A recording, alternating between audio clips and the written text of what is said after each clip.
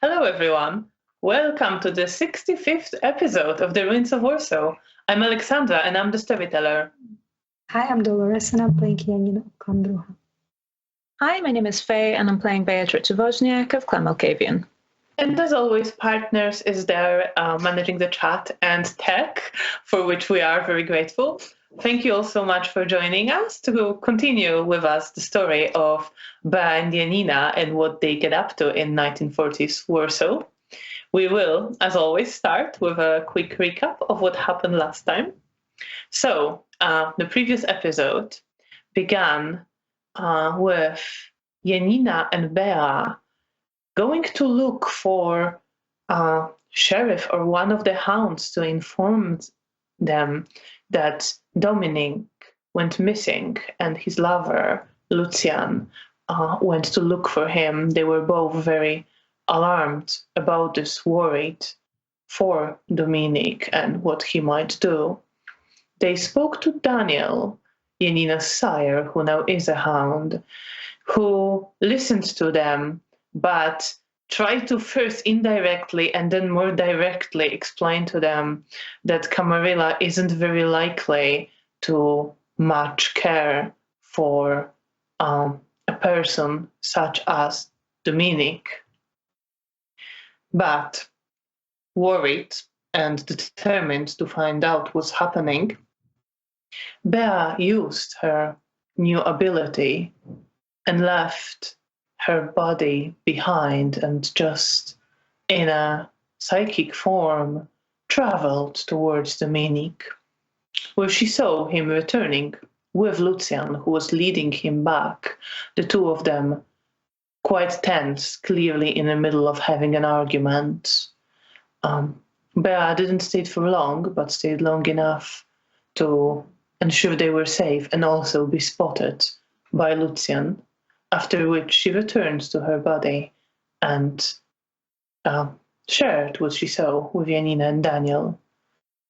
Our two kindred then waited for the two lovers to return, and once they did, Janina spoke to Dominic, and during the conversation persuaded him to reveal that he not only was struggling with his Nosferatu appearance resurfacing after he was changed by a Zimishi, but also that he drank the vita of Lady Leocadia and kept thinking about her. She encouraged him to share this with Lucian and maybe speak to Bea about it. She's met Lady Leocadia, but Dominic didn't dismiss it outright, but didn't give a definitive answer. Meanwhile, Bea met with the sheriff, Antoni, her lover, and he confronted her about the writing that he saw carved into her chest that she has healed after he saw it. Bea explained that while she didn't remember everything, it was connected to Lady Leocadia and her task, and worried to protect Bea and formalize their relationship, Antoni offered that they drink each other's vita, which Bea agreed to, and spent the last moments of the night lost in the pleasure of the kiss. The next night, Janina left early and went back to her lab to speak to Mr. Potocki about including Magdalena, a Tremere who expressed interest in helping her on her project. Mr. Potocki, not really knowing much detail, generally told Janina that he trusts her judgment and that more manpower would be needed. And he also asked her for some of her vita, which he so far did not do after his former master, the Bruja Primogen, died. After wishing Janina a Happy New Year, he left, and Janina continued her experiment for a while and left, taking some more blood to take back to Zoya, an injured Bruja. But before returning to Hotel Bristol, she went to see her ghoul, Hannah, and on the way past the place where the night before she fed and lost control and murdered a man. She saw that place was now treated as a murder scene. There were militiamen around, and as she passed it, she finally also looked at the wallet of the man she killed, that she stole, and learned his name, Marek Fritsch, and found a little bit of money that she wanted to give to Hannah. But feeling disgusted with herself and depressed, she continued, thinking that maybe she should at least return the wallet somewhere so that the man can be identified. Meanwhile, Bea went to the basement of Hotel Bristol to visit Arek, her former coterie mate and now member of a Sabbat, captured during attack on the hotel. And she continued with her task of gaining his trust, which she did pretty well with. And when she was leaving, Arek expressed desire for her to stay and trust in her, when she was promising that she would help him. Bea, in this connection with Arek, lost herself in those feelings and developed a desire to really help him, which became much more confusing when she then looked at her journal and learned that her task was to gain Arek's trust in order to use him in still undefined but planned move against the Sabbat, in which Bea is involved. She was pretty unsure of her feelings in that moment, confused and lost. And to make matters even more tense, during that time, she saw a crow very aggressively tapping on her window, and the bird delivered a pocket of ashes, which, when Bea used powers of Auspex on them, looked very familiar. And she also was able to learn that the pocket was sent by Sabbat Nosferatu Gravedigger, with whom she previously discussed, freeing Arek. Not sure exactly what motivates her and how she's going to proceed. Bea was at least certain that she needs some blood to be able to help Arek heal from his injuries inflicted with thaumaturgy, and set out to find a hospital and steal some blood, unwilling to ask Janina to contribute blood for her experiments for that purpose. And she did manage to steal some and was on the way back to Hotel Bristol.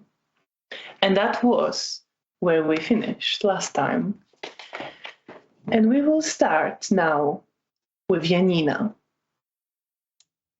Janina, you have just arrived at Hannah's place. You just knocked on the door and you hear footsteps inside, and you hear the voice from the other side just asking, hello, who is this? Is it Hannah's voice? Yes. Janina, is that you? Yes, it's me. Oh, all right. And you hear someone removing the chain that locks the door and then opening the locks. And Hannah opens the door. She is looking like she's dressed for bed. Her head is already a little bit disheveled. You think she may have maybe just lied down. But she, of course, got up and now looks at you smiling. And she gestures you inside. Come on, come inside. Oh, I'm so sorry. You were already going to bed. I didn't want to. No, Thank no, you. no. It's okay. Come on in. And I step inside and close the door behind me. Roll your perception and empathy. Difficulty 6.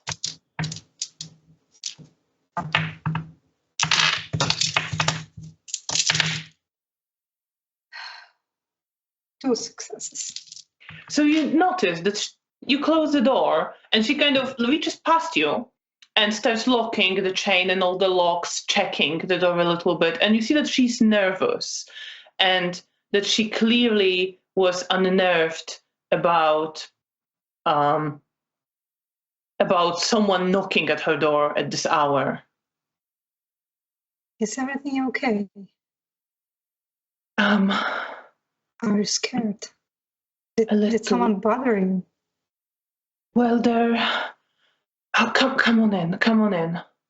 And I follow her. There's, well, you wouldn't know, but there's been a body found nearby.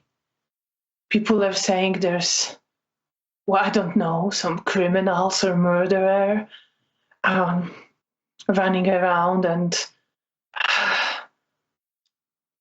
I don't know. I'm here on my own, and I'm pretty scared. That's understandable. You keep yourself locked during the night. That's very wise. Janina, roll your self-control and subterfuge. I think I'm gonna stand so far because this is. All right. I think Janina wouldn't want to hurt her. What did you say? Subterfuge? Self-control and subterfuge. Difficulty 6. Yes. I'm gonna roll for Hannah.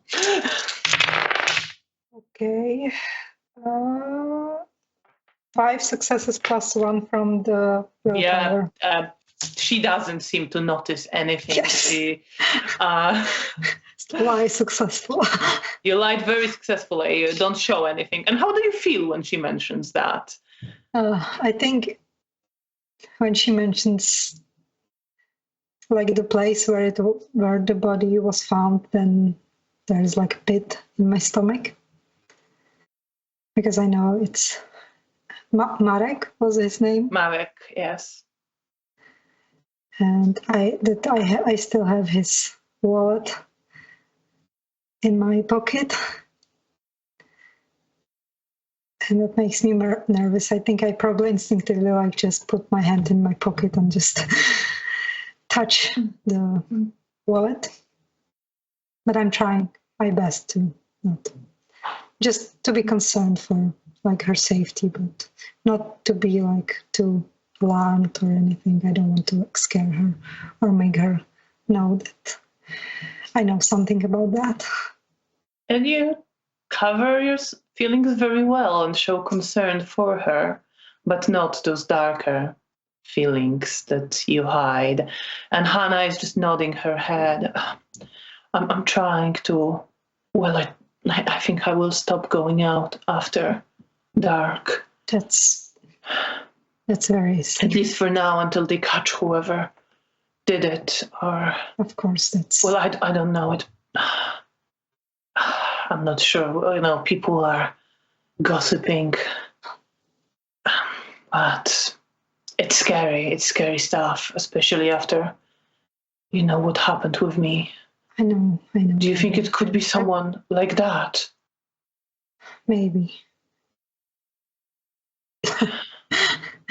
And you see that she is really scared. I'm trying to like comfort her and tell her that I will protect her, that during the day, if it's someone like that during the day she's safe, and that during the night I will be around always to keep an eye on her, and as long as she stays home, she's gonna be okay.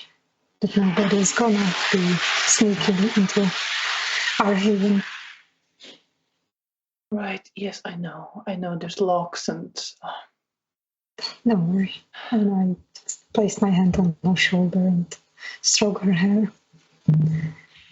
And she let you do that for a moment, but you get the impression, because of your earlier role, that there's something else that she's not telling you, that she also is making her scared. That she is somewhat reassured when you say that, but there is something that at few points tenses when you talk about being safe here in the haven, and did something happen? Did something else happen? You seem tense. Like, is everything okay besides what happened outside? I roll your charisma and persuasion with difficulty 4. 3 successes. Yeah. So at first she nods her head. All right, but don't be angry with me. Okay. Someone came here last night. Okay. Looking. Someone was looking for you. Who was it? Did they left the name? Can you speak up a little bit? I'm sorry. I'm sorry. Now I forgot. Okay, now I remembered. Who was it? Did they tell you name? No, I don't think I asked her name. I'm not sure why. That was really stupid of me. It was this woman. She looked like, and you see that her face is getting like redder and redder as she's talking, and then she kind of leans towards you. She looked like a prostitute. Okay. She had a very, very long red hair, and the way she was dressed. Okay. I don't even. Out of character, does Janina know who could fit that description? Okay. No. Okay, in that case, I think I'm just. Oh wow. She had this. Well, she I don't know. It was like a dress made out of wrapped together pieces of cloth. It was really pretty. I'm not that kind of woman, you know. That's all right. I'm not sure who that was, but if they knew me by name, well, if by any chance they come back. No, Janina, no, you don't understand. She asked me. I let her in. Okay. I don't know why I let her in, but I Did just she felt hurt like you? no, she didn't. I felt like for some reason like I could trust her, and I let her in, and she asked me about you, and I'm sorry. I'm really sorry. No, that's I told her a lot about you. I don't know why. It's like I couldn't it's stop. not your fault. I understand. I'm not going to be angry with you. It's not like you could say no. What do you mean? Well, I'm pretty sure that from what you're telling me, she was one of us.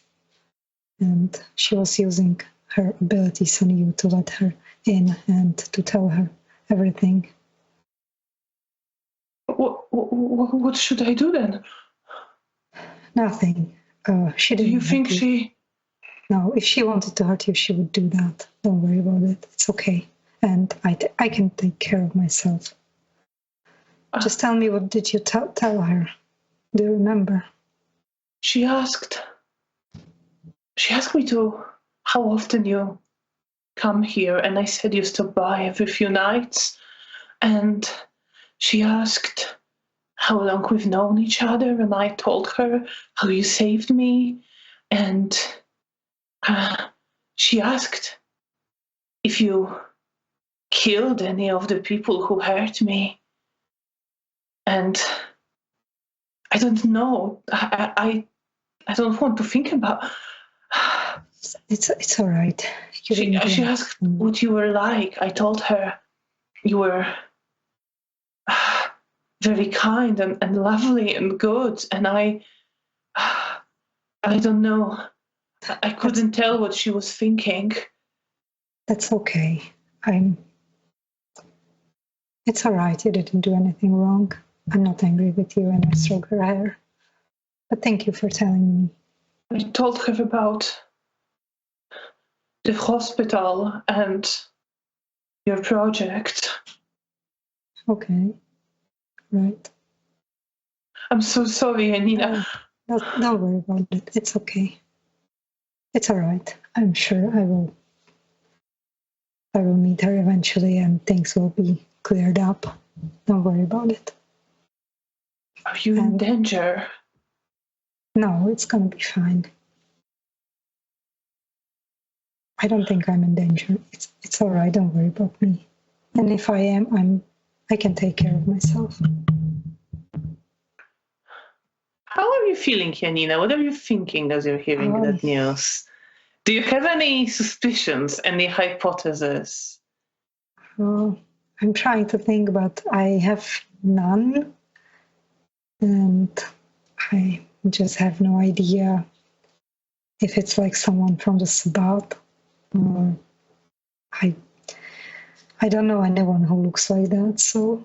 You don't? No. Yeah, so I'm guessing it's not someone from the hotel, so because I know all of the Kindred from there. So I'm assuming it might be someone from the Sabbath, but I have no idea. I'm trying to not be too nervous in front of Hannah. But I'm nervous, but more so because they know where she lives and that they could hurt her, but I don't want her to think that. I'm not as worried about myself. I think I'm more curious about to know who this is, but I'm worried for Hannah and her safety. And Hannah is, like, she's looking to you and nodding her head, but she's clearly very scared. With your earlier role, you control yourself very well, so you are very calm, and she's clearly, like, looking to you from comfort and leaning on your calm, but is still very unnerved and keeps looking around. And then she says, I worry she will come back, and I'm sure if she comes back, she will come looking for me, not you, so don't worry about it. You already told her everything she wanted to know, so I'm sure if she will be around, she will just be waiting for me and you will be safe. Don't worry about it. I'm sorry, I don't understand how I did that. It's okay. I would never blame you for that. It's all right. And don't worry. Let's get you to bed. I will stay with you for most of the night. And I will leave just so I could make it back.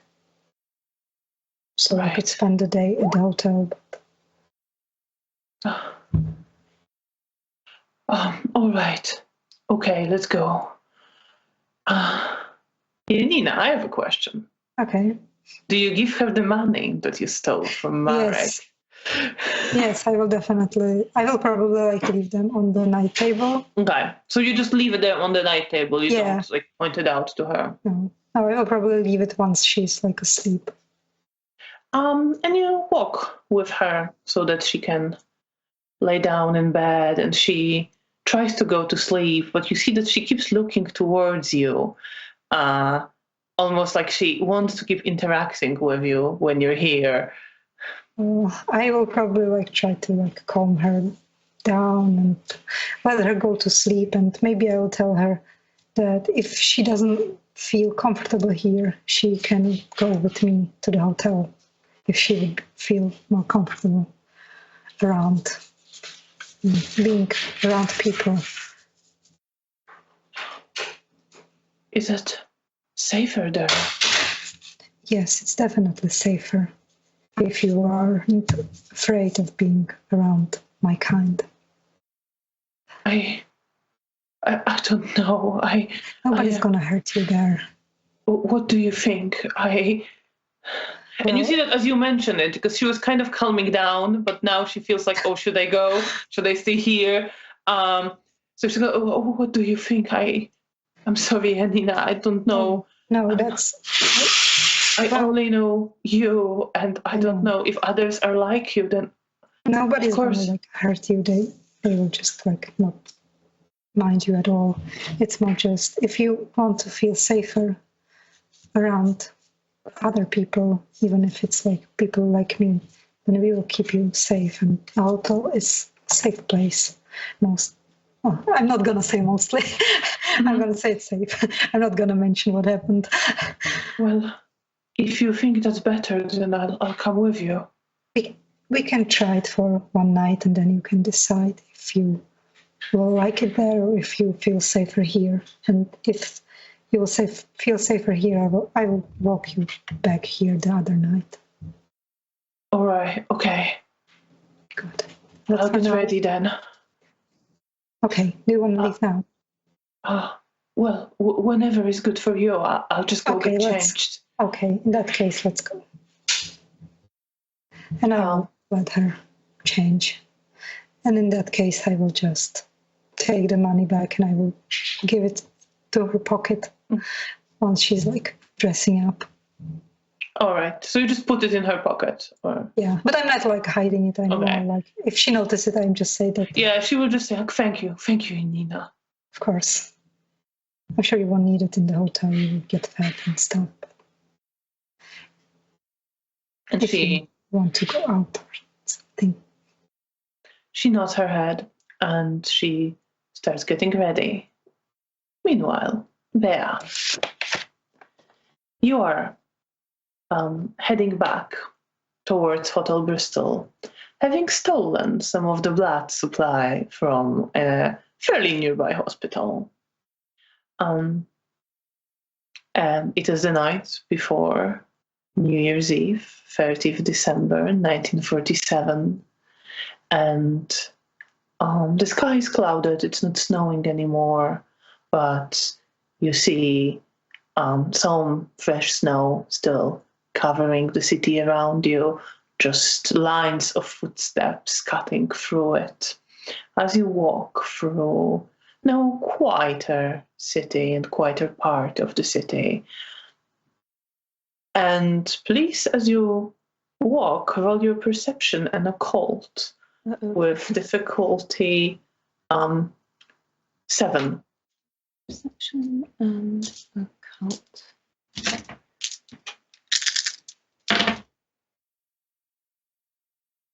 Would insightful apply here? Yeah. That's 5 successes then. 5 successes. Then at first, you hear angry barking of 2 dogs coming from in front of you, but something in you is drawn towards it. And you keep walking and you approach and you see 2 dogs fighting, aggressively growling at each other, biting each other, engaged. It's just very aggressive fight, rolling over the snow, bits of snow coming off the ground into the air. You see some blood spilled on snow and ice underneath it, and you fixate on it, and you get the sense of an omen of coming violence, of more spilled blood, some savage and deadly,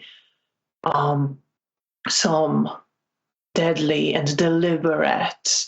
And you get the sense as you listen to the barking, as you listen to the growling, as you listen to one of the dogs whimpering in pain, of this violence not being a specific event, but a series of things, an atmosphere of things, something closing around you, something closing around everything you know, becoming more intense, coming closer and closer, taking up more and more of the world in front of you.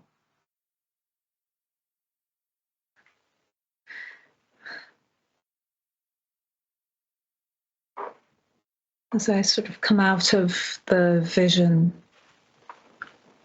are the dogs still there? Yeah, the dogs are still there. It's like an omen that you see. Yeah. It's not a vision. That's fair. Sort of as I come out of the sort of trance-like state that I sometimes find myself in when I'm focused on it, I back away and move down a different street, trying to head back to the hotel, feeling horribly unsettled, shaken and tired.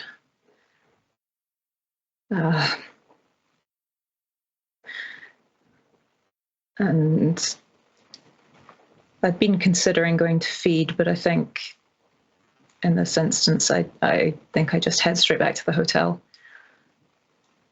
And you leave the place. You back away quickly, quietly. The dogs don't notice you focused on fighting each other. And as you walk away, you still hear the barking, the whimpering, the noise of the fight that you left behind. And you walk towards the hotel, deciding not to feed. Is there anything else on your mind as you are walking, or just wanting to get there as quickly as possible? I think at the moment it's, again, being afraid of being outside. I mean, I'm cloaked and obfuscate, but I'm still unsettled. And also aware that I need to help Arek or do something for the Camarilla, and both of those emotions are kind of tearing at me. So I think I just focus on getting inside and feeling safer. And you walk with a clear sense of purpose. And as you're approaching Hotel Bristol, you want to head towards the lobby, and you see in front of you a scene where there is a man. He's dressed in, he doesn't have a coat despite the cold. He has two pullovers, pulled one after the other. The one on the top layer is kind of torn, stained. Some of it is like the threads of wool are unraveling. And he looks like he has this very messy facial hair. Some of his hair is turning gray, although his face looks not that old. And he is arguing with someone at the entrance to the hotel. You hear bits of a conversation of the security guard who usually stands at the entrance, just saying, "Please move away or I will have to have you removed." And he's just saying, "You don't understand. I need to speak to somebody." And the man is like, "I'm going to call the militia if you don't step away in a moment." Does this man? Oh, sorry. Ask your question, and then I will ask you for a roll. Does he look familiar at all? No. Okay. Roll your perception and alertness with difficulty 7.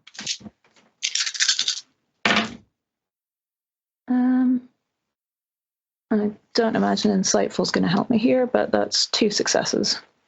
2 successes. So you see, not quite near the very entrance, but down the steps to the side, almost touched like in the corner near the steps, you see a wheelbarrow. And as you're coming closer to that scene, you see that there is a coat thrown over whatever is in the wheelbarrow. The coat is like stained with dirt and something that might be blood. There are several patches. It has clearly been like torn and put together many times. And you catch like what looks to be like a form of a person lying underneath the coat in the wheelbarrow. And you see that the man is glancing in that direction, the man who's arguing at the door. I might, just to try and de-escalate whatever's happening at the door, I will drop obfuscate a little way away and approach the rough-looking man and just come up to him with a smile and just go, perhaps I can help you. Roll your charisma and persuasion with difficulty. You have friendly face, right? Yes. So difficulty 5. Okay.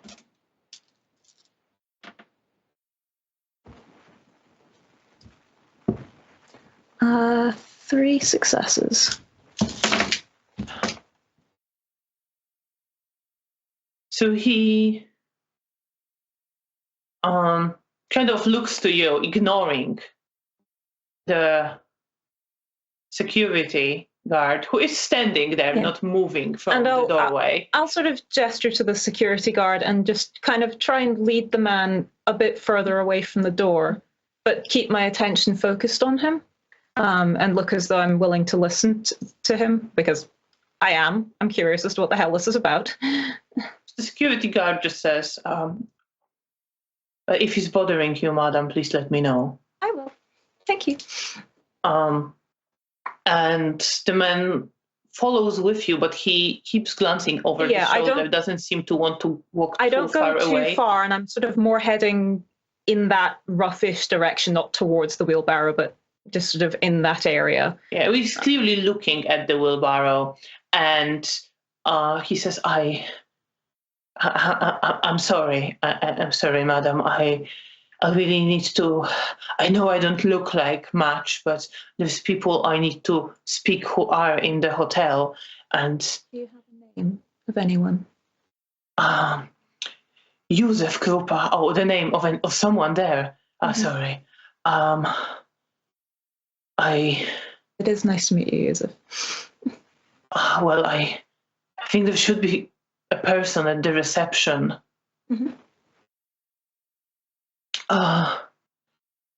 There should be, what was his name?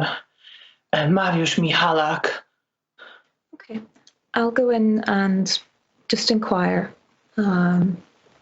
Just try not to cause a scene, and we'll get this sorted out. What is it you're needing help with? And I'm speaking very quietly at this point. Who are you, madam? My name's Beatrice. I am one of the people in the hotel. He kind of looks you up and down. Let's have a look.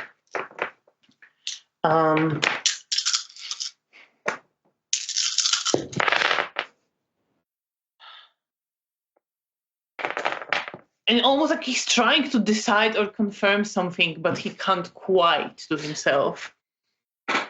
I'll go find Mariusz and speak to him. There's been an accident. I require assistance. Who's been hurt? And I do look more concerned at this point.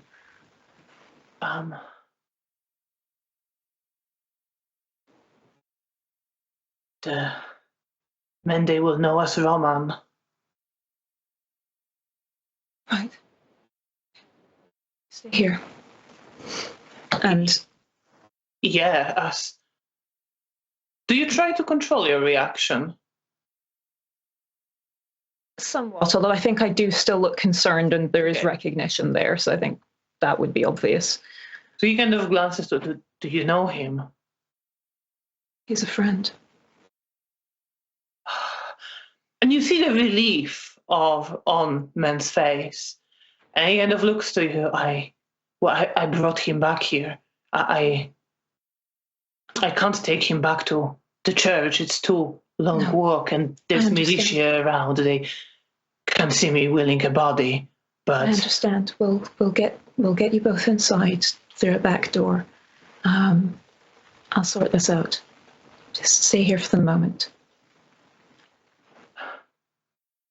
All right. All right. It's going to be all right. Thank you, madam. Of course. And I head in to the entrance, and I'll just smile at the security guard, just going down, just sort of smoothing it over. Roll your charisma and persuasion. Okay. Difficulty 6 on this one. Still have your friendly face, but yeah, it's a bit weird. I think I'm pretty good. Does polite come in here? Yes. In which case, 6 successes. He seems pretty reassured that whatever you're doing, like, you are welcome to come in, and you are not a threat or problem or person who shouldn't go inside of any kind. He still keeps eyeing the man, but seems placated now that Yusef isn't trying to go inside.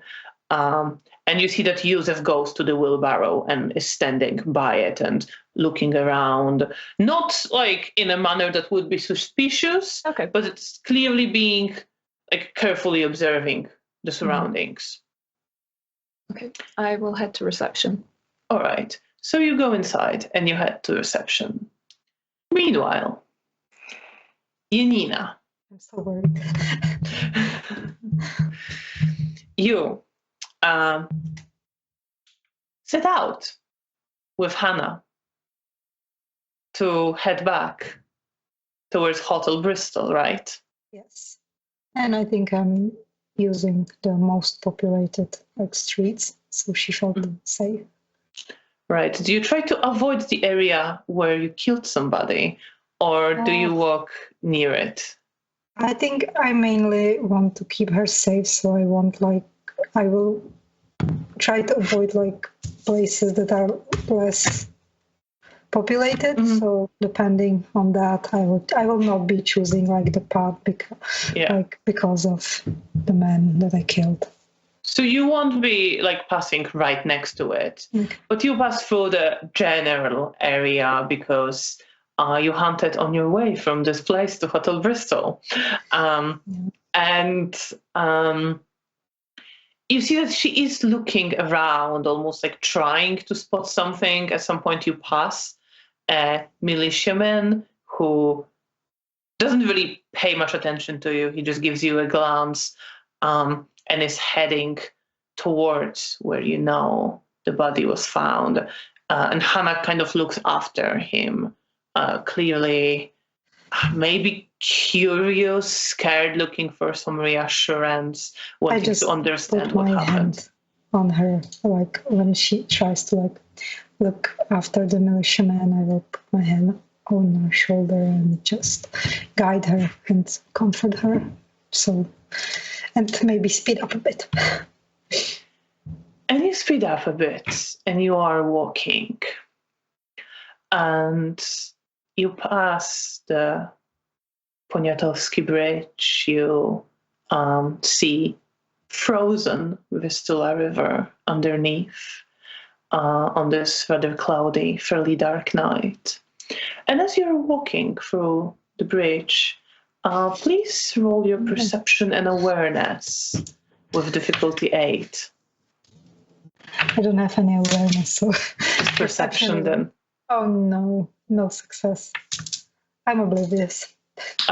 You don't see anything then. Everything's fine.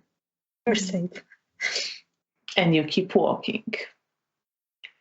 And Hannah is clearly sticking to you, following you in this. And she asks, so what it's like there? What should I do? What to expect? I'm just stick next to me and be polite, and you'll be fine. I don't think anything special. You'll see, I'm sure it's going to be okay. If you're going to be polite and stick next to me, you'll be fine. All right. I'll try to do that. I'm sure it's going to be okay. I'm really glad I met you, Janina. I'm glad I met you too, and that I could help you. And you're walking towards the hotel, and we get to you getting there in just a moment. Mm-hmm. But just before that, Bea, you walk inside Hotel Bristol, and you see that Mariusz is not at the reception at the moment. Okay. Is there anyone that I recognize around reception, anyone that I know to be Kindred?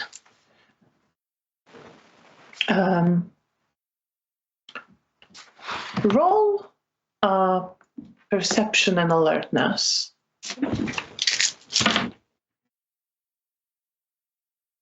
What's my difficulty?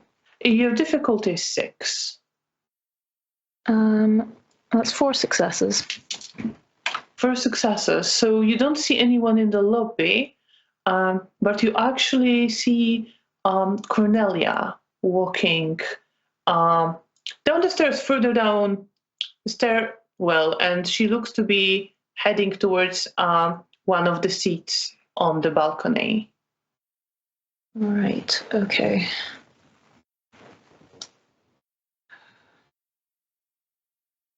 Sorry, this is me, the player, slightly drawing a blank here. If you're waiting there for longer, I think I maybe sort of like hover at the desk just in case he's gone through the back and is like, I maybe sort of like trying to glance if there's like a door or anything. So if you hover for a moment, he will actually start coming downstairs, following behind Cornelia from the same direction, and he gives a nod to her and then heads down. Okay. Where he sees you at the reception. Yeah. I will sort of nod at him and obviously be looking for him. He comes up. Miss Woźniak, I'm sorry I was summoned to deliver a message upstairs, but how may I be of assistance? Of course. There's been an accident and someone's been hurt and they need inside subtly. I was wondering if there was a side door we could take them in via. Of course. Where are they presently? And I sort of describe where they are at the moment. He nods his head and heads to someone at the reception and gives basically an excuse. He needs to check in on something. Comes back up to you and says, please follow me. And he starts leading you into a corridor and towards another exit from the hotel. And you exit through a door that is used for, you think, deliveries. And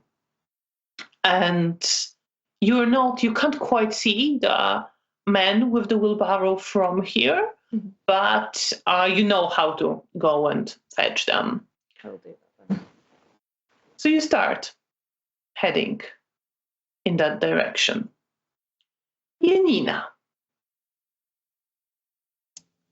as you are approaching Hotel Bristol with Hannah, you see Bea coming up from behind the hotel, and she is coming up towards a man shivering a bit in the cold, standing near a wheelbarrow, just leaning against the wall of the hotel. Okay, can I catch Bea's glance? Bea, are you looking around much, or are you focused on Yusef? Probably reasonably focused on him, but trying to be aware of my surroundings in case anyone... Full perception and alertness. Difficulty 7. Difficulty 7. After the ones... That's one success. Then you notice Janina looking towards you with this trying to catch your eye expression, and she is with Hannah. Well, you don't recognize Hannah, but she is with a young woman. There is something familiar about her. I leave it to you to decide Fair enough. how much. I'll give Janina a bit of a tense smile and then just kind of point and indicate into the hotel in a sort of attempt to sort of go, I'll meet you inside. Because I don't want to get too many people together in case it draws attention. I think like I start to wave at her and then like understand what she's trying to say and that she stands, and I just give her a nod and grab Hannah like from... Hannah kind of pauses and looks to Bea. Who's that? Is that one of your friends? Yes, that's Bea. That's my sister. It's your sister. Should we? Let's meet inside. Oh, all right then. Okay. She's busy right now. You see that Hannah is glancing in that direction, but she doesn't protest. She follows you. I'm just like grabbing her from the shoulders and it's unnecessary. She is following. No, I mean I'm not like doing it like forcing it. Just like come on, like. But you see that she looks towards Bea with some curiosity and some apprehension. Okay. And I'll leave into the hotel. Inside the hotel. So you lead her inside the hotel. Meanwhile, Bea, you sent Janina inside with Hannah. Partially because I didn't know who Hannah was. Yes. I think there's maybe like the vaguest hint of I've maybe met this person before, but I can't place her. Yeah, you can't place her at all. And again, like I don't want to suddenly have like 5 people all heading in through the delivery entrance. So I'll come up behind Yusuf and say, there's a back door we can go in via. All right, let's. Do you need a hand? Then. I can manage a wheelbarrow. And with not much, you get a sense it doesn't require much physical effort of him at all. He pushes the wheelbarrow along the wall of Hotel Bristol. There is someone who passes who gives like a curious glance at this, but it's not that unusual a sight in the city, and they don't investigate more closely. And then you get to the door where Mariusz is waiting. I will thank him. And Mariusz gestures. Come on inside. I'll kind of looks to the wheelbarrow. I would sort of ask, is there somewhere we could take him? Yes, of course, there is a room I can. And he kind of, he immediately goes to the wheelbarrow and he raises the coat that's been thrown over Roman. He doesn't like raise it for a moment. He just kind of raises it to confirm something,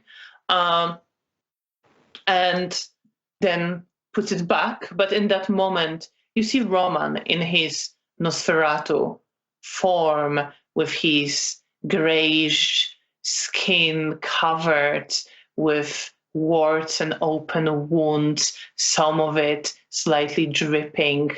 The excessive skin that he seems to have shaping in the strange folds around his face and his body. And you see that his body has been pretty mauled. You see there's a wound in his chest. You see there's a wound on his neck left by something that looks like claws. That's as much as you can ascertain in that moment when Mariusz just looks. And then kind of nods his head. I see. All right, we need to make sure no one sees him on the way. Wait here a moment. And he leaves to clearly arrange for a room and something to get Roman there quietly. I take it Roman looks as though he's in torpor. Oh, yes, absolutely. Okay. I think I've just been sort of standing there looking very concerned and upset at seeing him like this. But then I will try and compose myself and give Yusuf a sort of comforting, if somber smile, and just say it'll be all right. Roll your self-control, and do you want to reassure him? Yes. Do you have any leadership? Then roll your self-control and leadership. Okie dokie. Difficulty will be, you're pretty shaken, so I think 8. Okay.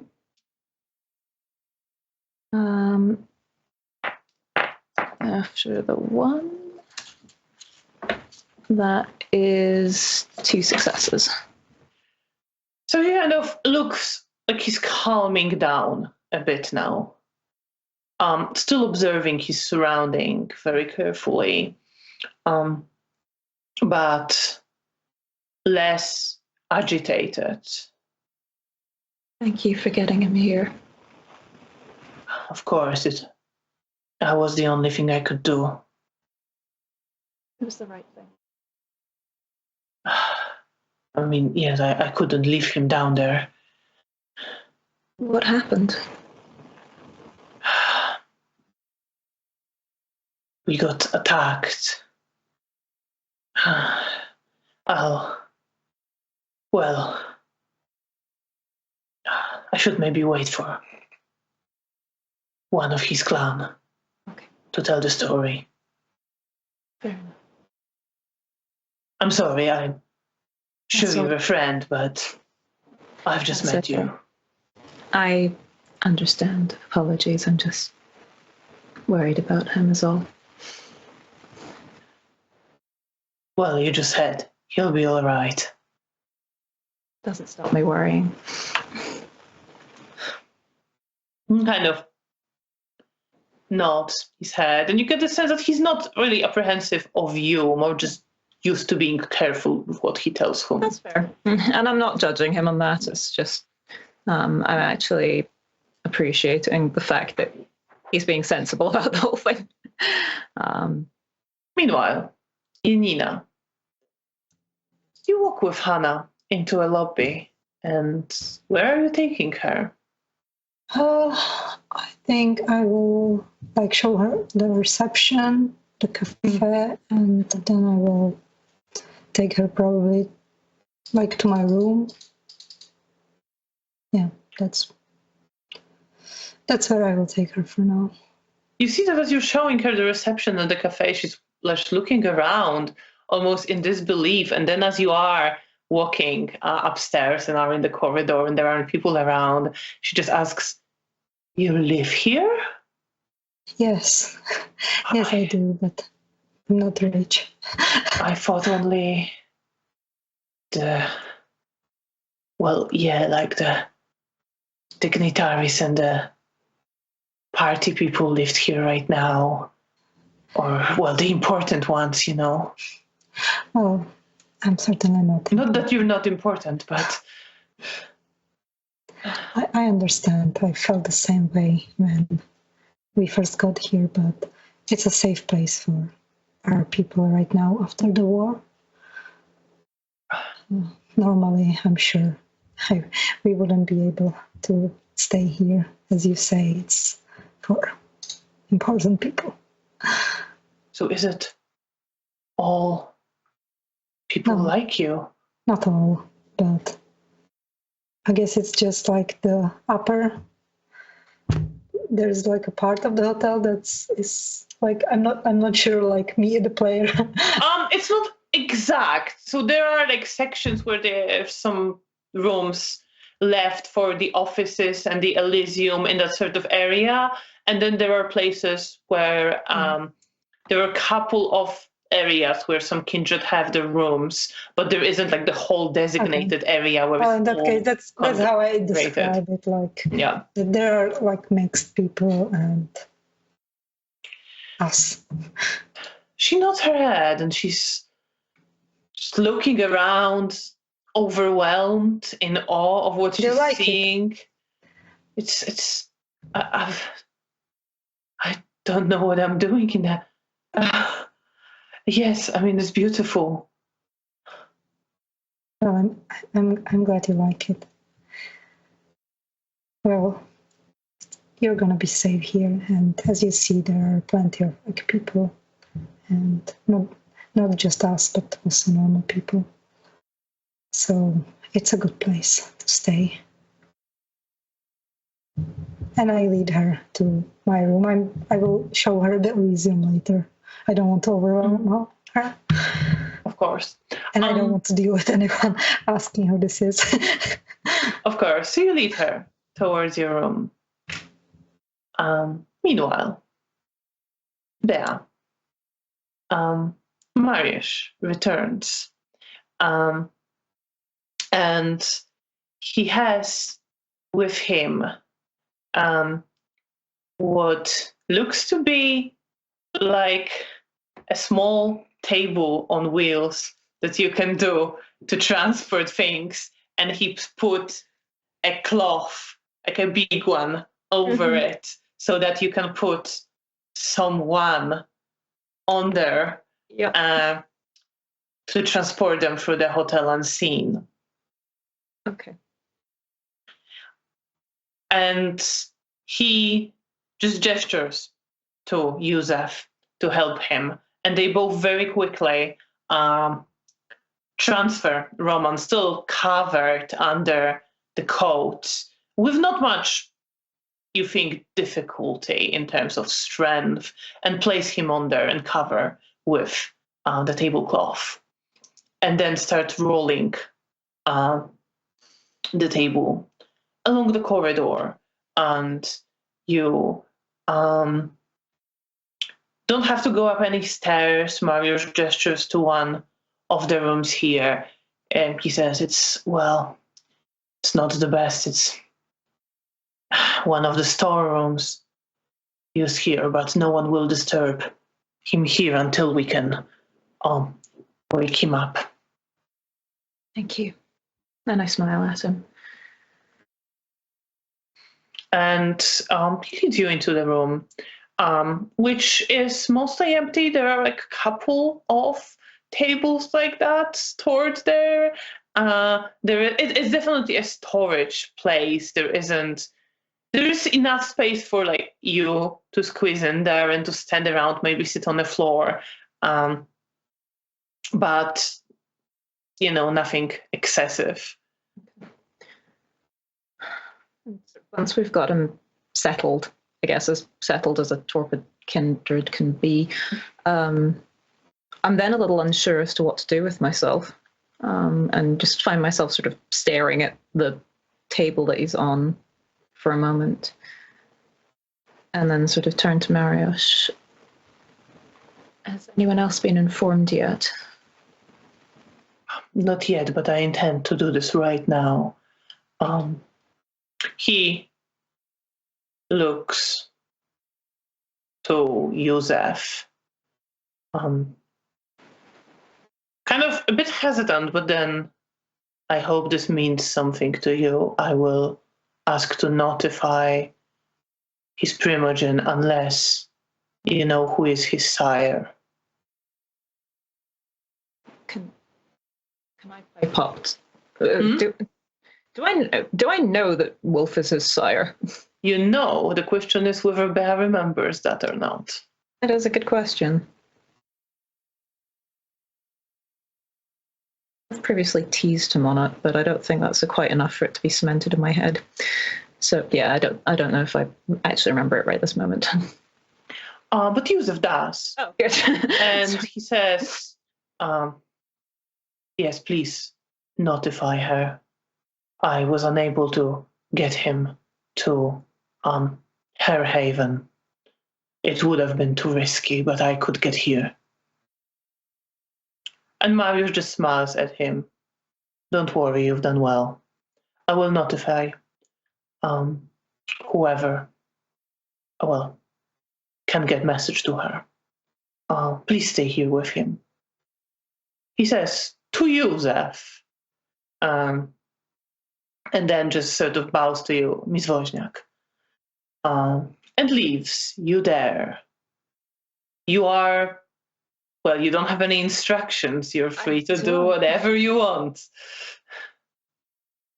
We'll turn to Yusuf and just say, but thank you again. No, thank you for your help, madam. Of course. And sort of with one last smile, I will leave the room because Nina was looking for me.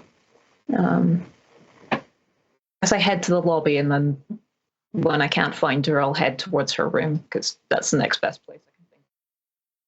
You head in that direction. Janina, you walk into your room with Hannah, who takes a look around, and you see that her eyes fixate on the partially damaged frame on one of the beds here, and the signs of destruction on the furniture. I'm sorry. I lost my temper. You did that? Yes. Oh, all right. It's all right. That's my bed. Yours is the pretty one. No, I don't mind. I don't need much. No, I know you don't, but I want to. I don't sleep. I sometimes sleep in a sitting position anyway, so it doesn't really matter, and I want you to be comfortable. There is also the bathroom, and I show her the bathroom. You show her around the room, and she kind of takes it all in, clearly glancing to the damaged parts of furniture with a question somewhere in her mind, but she doesn't ask anything.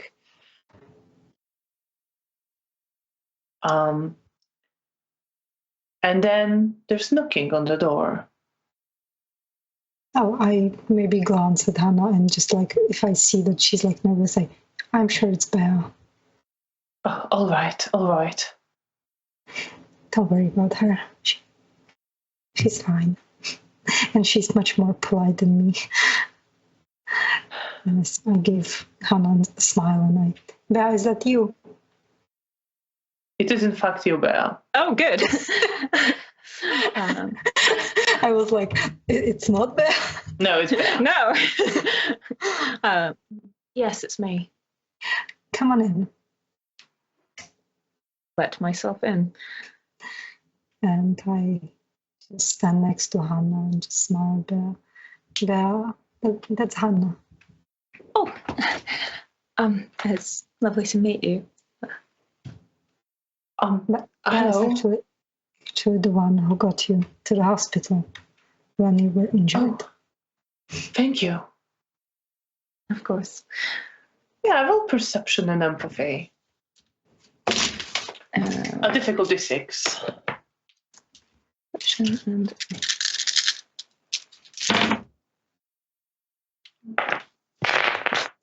oh, okay, that's ludicrous.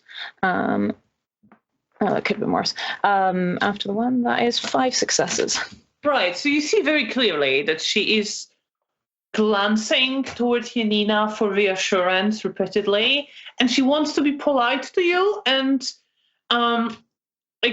thinks she should be nice and friendly with you, but is definitely apprehensive, and is also looking to the fragments of furniture that were destroyed and to Janina, and is clearly unnerved as well, and generally seems very tense. She seems to want to cling to Janina, but is very unnerved by her whole situation. Okay. In which case, I'll just give her a very warm and gentle smile and just try and reassure her and just say, Janina's been talking about you for so long. It's so nice to actually meet you in person. Yes, it's It's very nice to meet you. Thank you. Janina mentioned that you are close and Yes. that you also lived at the flat that she let me stay. Then I hope I didn't force you to be away. No. I'm glad that it was getting put to use. And welcome to the hotel. Your charisma and persuasion with difficulty 6. Okay. Does friendly face come into this? It includes friendly face, yes. Okay. She's just very nervous. She is very nervous about meeting more vampires. I can't imagine why. Does polite come into this? Yes. Okay, then that is 4 successes. Then she seems to relax eventually as she's looking to you and gets used to your presence. She's not completely relaxed. That's fair. But definitely gets used to you at least. And I'll just sort of generally be polite. I'll maybe go and sit down in a corner so I'm not standing close to her so that she can maybe feel a little bit more at ease. Yeah. And just try and be as, I mean, I'm not particularly physically intimidating anyway, but less so. And then sort of look to Janina. I don't mean to bring tone down, but it's wrong. The gentleman with the wheelbarrow outside. Okay. Roman's been hurt. Oh my God. How much hurt? He's going to be recovering for a while, I think. He should be all right, but... Does he need blood? I think so. He's in torpor at the moment. No, I start to really worry about him, and I think about wanting to go to the hospital as soon as I will be able, but I guess now it's too late to get back. You have some blood with you that you intended to take to Zoya. Okay, in that case, retcon. Well then. Surprise! And I brought some blood from the hospital. Can I bring it to him? Of course, I can show you to the room. Okay, thank you. Do you want to stay here, Hannah? I don't want to scare you or make you uncomfortable. Will you be okay here? You see, but especially you. But you also, see that she's more unnerved again, having listened to your conversation about someone being hurt. I'll sort of turn. Oh, sorry. And you better also see, with your ridiculous number of successes, that she is also very tired. That all her feelings are just, she's more stressed because she's exhausted. And she's forcing herself to stay awake and the anxiety is keeping her awake. But she's it's pretty late now. Yeah. Okay. In which case I'll just sort of look to her and then sort of, oh goodness, I'm so sorry. You must be so tired after such a late night. And I'm sorry, I know that sounds quite frightening. But you're safe here, I promise. But we should let her get some sleep. Oh, of course. You'll be safe here, I promise you. This is a safe place. He didn't got hurt in the hotel. He's now just recovering here because he needs to be safe. He's a friend. Oh, all right, okay. Where did he get hurt? Outside. Outside somewhere. I didn't get all the details yet. I just got him in, so... But we'll find out more later. Janina. And she kind of looks towards you and she looks really alarmed. You both see it and she grabs your hand. Janina, can people like you get so seriously hurt? Yes, but... What if someone wants to hurt you? But we, in most cases, can recover. Don't worry about me. I'm in the hotel. I'm safe. You don't have to worry about me while I'm here, okay? All right. Just get a rest. You will feel I'm much sorry. better. Don't worry. I'll bring you some food on the way back from the cafe. No, I'll probably just try to sleep. Okay. I'll get something in the morning. All right. Then just go to sleep, and I promise you, you're safe. No one can hurt you here. All right. And I'm going to check on my friend and give him the blood, and I will be back. Okay. Okay. And I'll again give her a sort of soft smile and say it was nice to meet you. Sleep well. And she nods her head and tries to smile back, but she's clearly worried for Janina as she looks to her. And you also see a little bit of feeling guilty for something as she looks to Janina. Okay.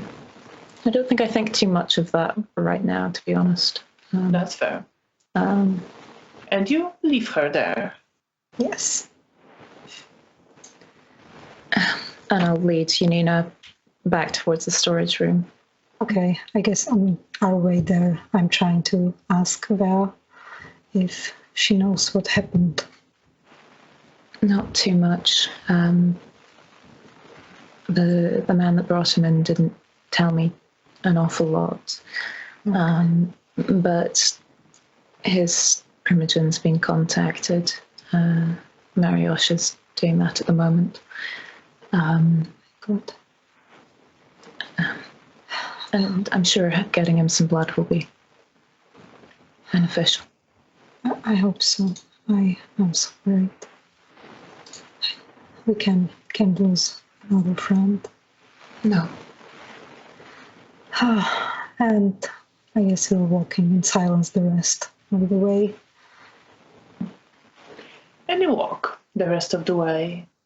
And then you get towards the room and you see just before you enter a tall, lanky woman entering a room who you, Janina, would recognize as the face that Wolf mostly appears as, more or less. Okay. You will get a vague sense of familiarity, but that's about it. I will probably whisper because I know Belle and I know that she might not remember. So I said, "Oh, that's Wolf, his sire." Oh, good. Okay. Was she leaving or going inside? No, she just went in. Okay. I look at Belle. Do you think we should go inside or I think maybe knock. Yeah, okay. You've got blood for him. That's important. Okay.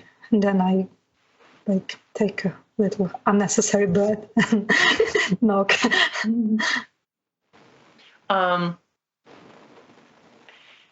The door opens and you see the face of Józef Krupa, who opens the door. It's you. Yes. My friend here has some supplies that Roman might find necessary.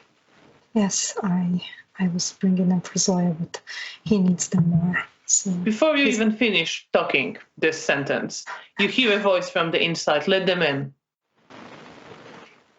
And Józef opens the door for you. And you see Wolf,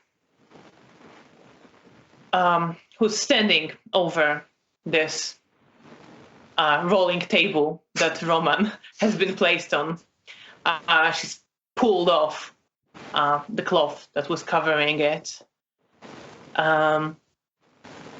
She's kind of shaking her head. She looks to Józef and says, "You've done well." She sort of shakes her head again, bites her wrist, and starts feeding Roman some blood while holding another hand on him as if to hold him in place in case there was a need.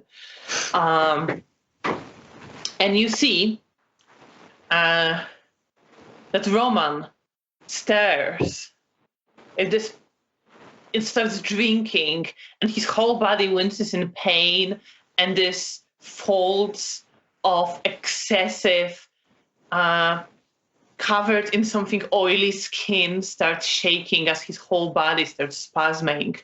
But he starts drinking and drinking. And eventually, Wolf holds him down and pulls her hand away and says, "All right, that's enough now."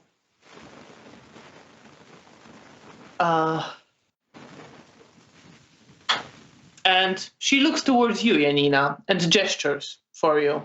I will step forward, and I will nod, and open the bag with the blood.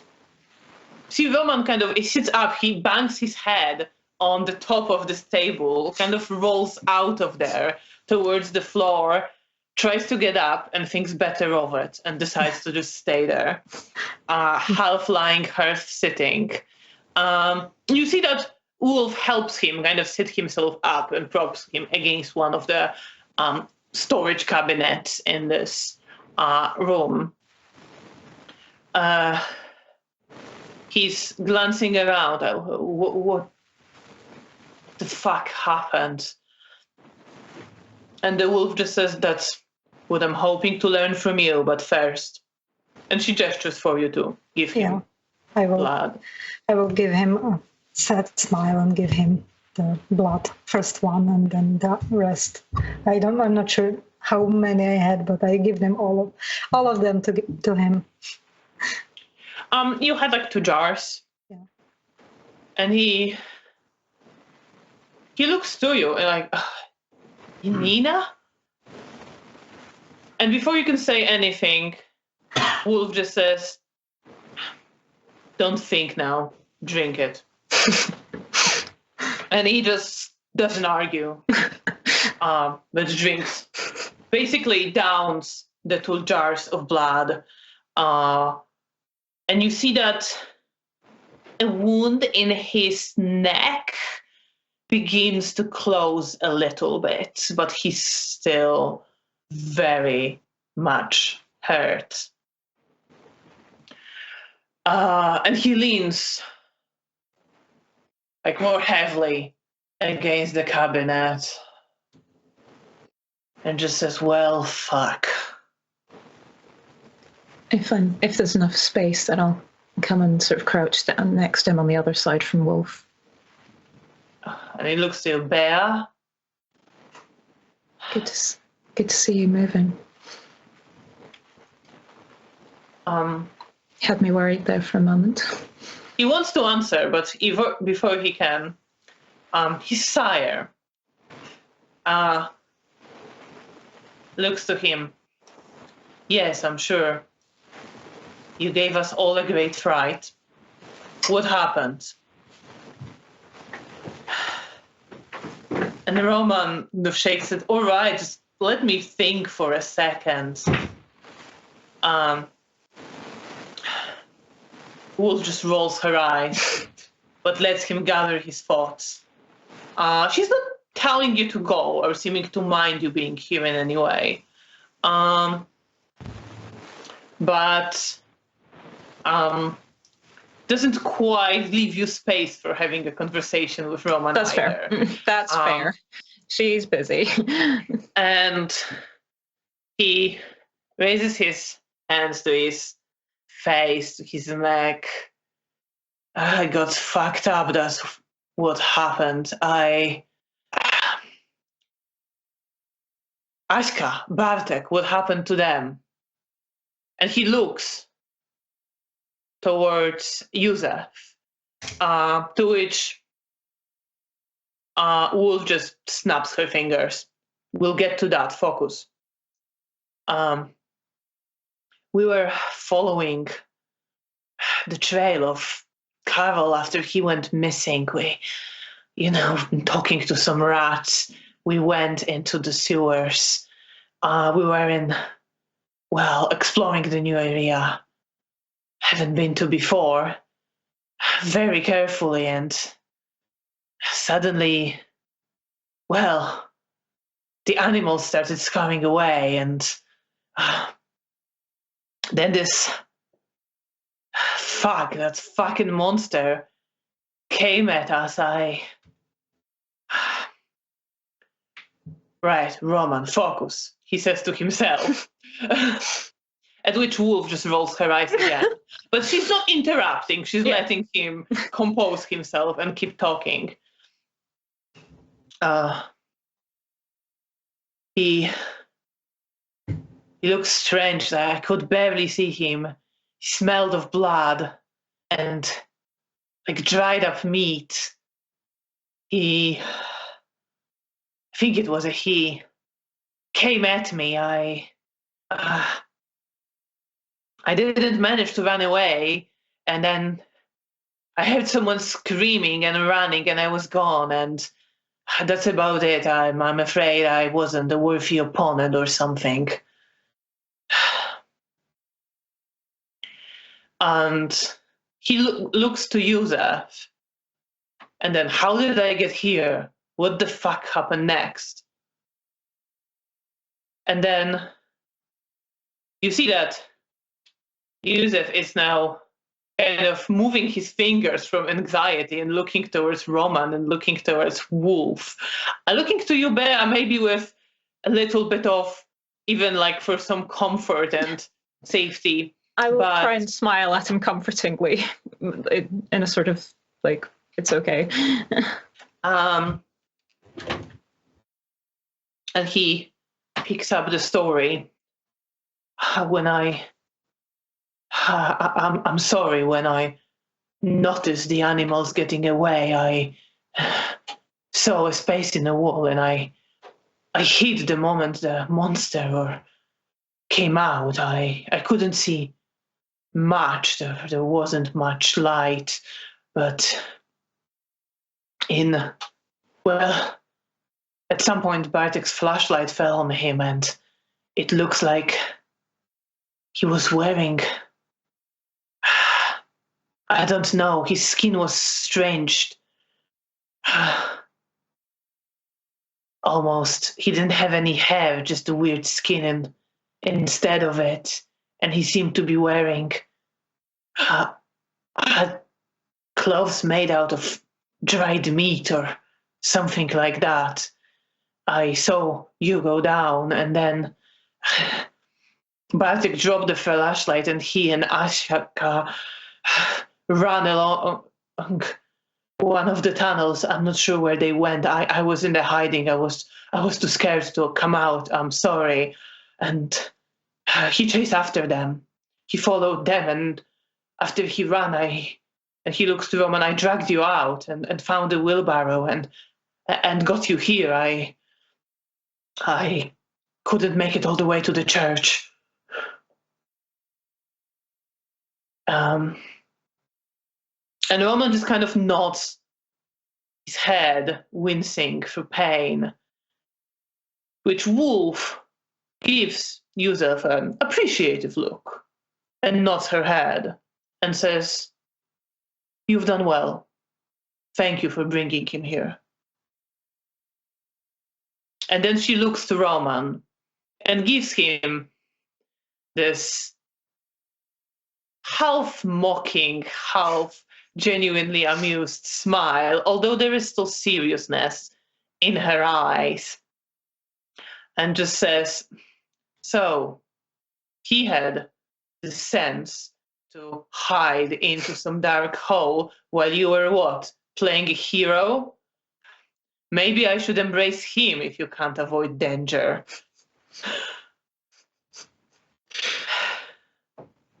And you see that Roman just looks to her, shakes his head. "Well, fuck, can't you give me a break?"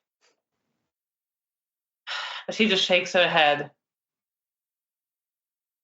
Puts a hand on his shoulder, which is both reassuring and kind of painful to him, and says, "You're lucky to have him."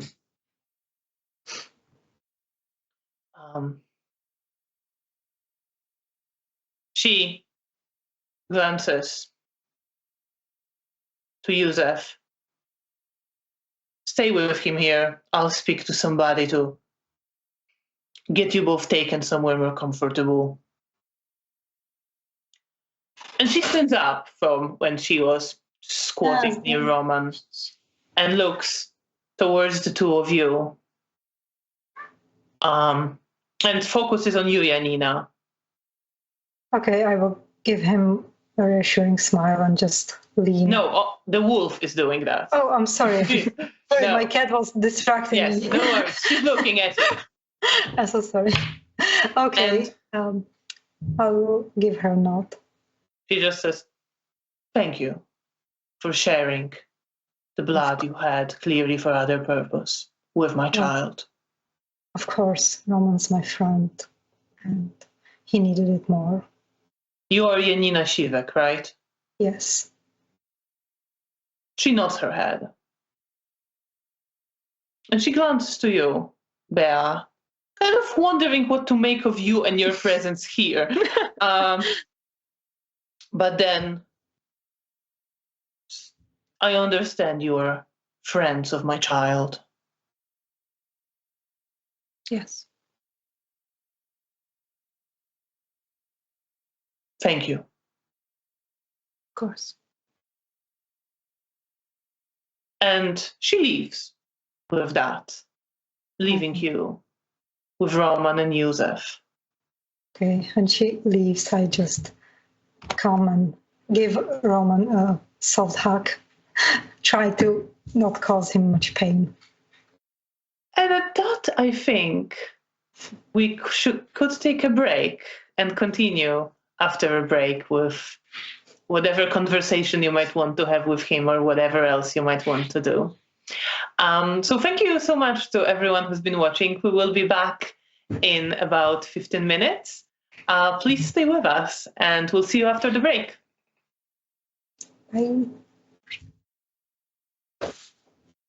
And welcome back. Thank you so much for staying with us, and let's dive right back into the episode. So Janina, you hugged Roman. Yes. He winces in pain. Fuck, shit. Love you too, but I'm being very gentle. I just want to touch him, but not squeeze him. Or anything. Yeah, but you feel like even that is just any movement. Well, if I him pain. feel that he's genuinely in pain, then I will just No, you think let him. he is genuinely in pain. He's speaking in his usual exaggerated manner, but he seems to be genuinely in pain as well. I let him go and just stroke him over the head. We were worried. Right, so how did the two of you get on it so quickly? And I look at Ben. Do you follow me? No. Have you seen that fucker who attacked me? No. I was coming back to the hotel when Yusuf was having a bit of difficulty with the gentleman with the security guard at the front door, so I got him in through a back door.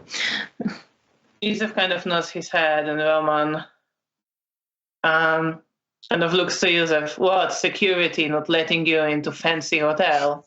I'm not surprised. Yusuf just kind of shakes his head and smiles.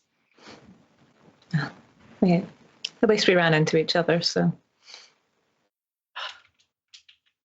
And Yusuf says, yes, I was very grateful for the help. Anytime.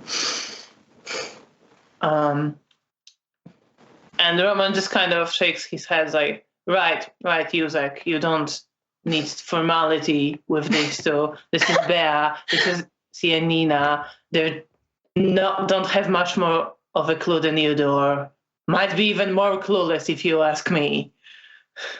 Charming. Grateful for your help and all. He says, and he kind of opens his arms as if for a hug. Fine, I'm going to roll my self-control. Difficulty 7. I have a single success. So I think the fact that I'm doing this quite gingerly is possibly can come across like I'm trying to be gentle with him, but there's also like a little bit of awkwardness in there. The moment you start doing that, it's like, hey, I'm joking. I'm an injured man here. And he doesn't actually want the hug. Fine. I'll say like a little bit relieved, but fine. Janina gets a hug and I don't. I'll just have to sulk in my own time. I don't have time for this. It's good to see you both still. I'm glad you're here. Still not breathing, I suppose. Well, I'm glad you're safe. And I'll try to get you more blood. Sorry, I didn't catch that. I will try to get you more blood. It's probably gonna be helpful. Thanks. Of course. We love you. If not, I'm sure, don't worry too much about it. I'll be fine. I'm here now. I'm sure my sire will make sure I get all I need to recover and get back into danger. I'm at least glad you can get well taken care of in the meantime. Yeah, well. No, it's good. It's good too. And he kind of looks to Yusef at that. Do you think there's any chance the other made it? And Yusef just kind of shakes his head. I don't know. I doubt it. He was moving so fast and, well, I don't know if he didn't see me or wasn't interested, but I'm glad. I didn't want to chase after him and check. And the woman just said, no, you shouldn't chase after fuckers like that. That's the way to get yourself killed. He kind of looks to, almost like he gets an idea, looks to you too. You two should remember that lesson. Way to get yourself killed. Noted. I then look at Janina. I think she's the one that needs it more, though. I just smile. Of course. Right, so what are you two up to? Worrying about you? Yeah. I'm clearly one lucky fucker, if anything. And for that, I'm glad.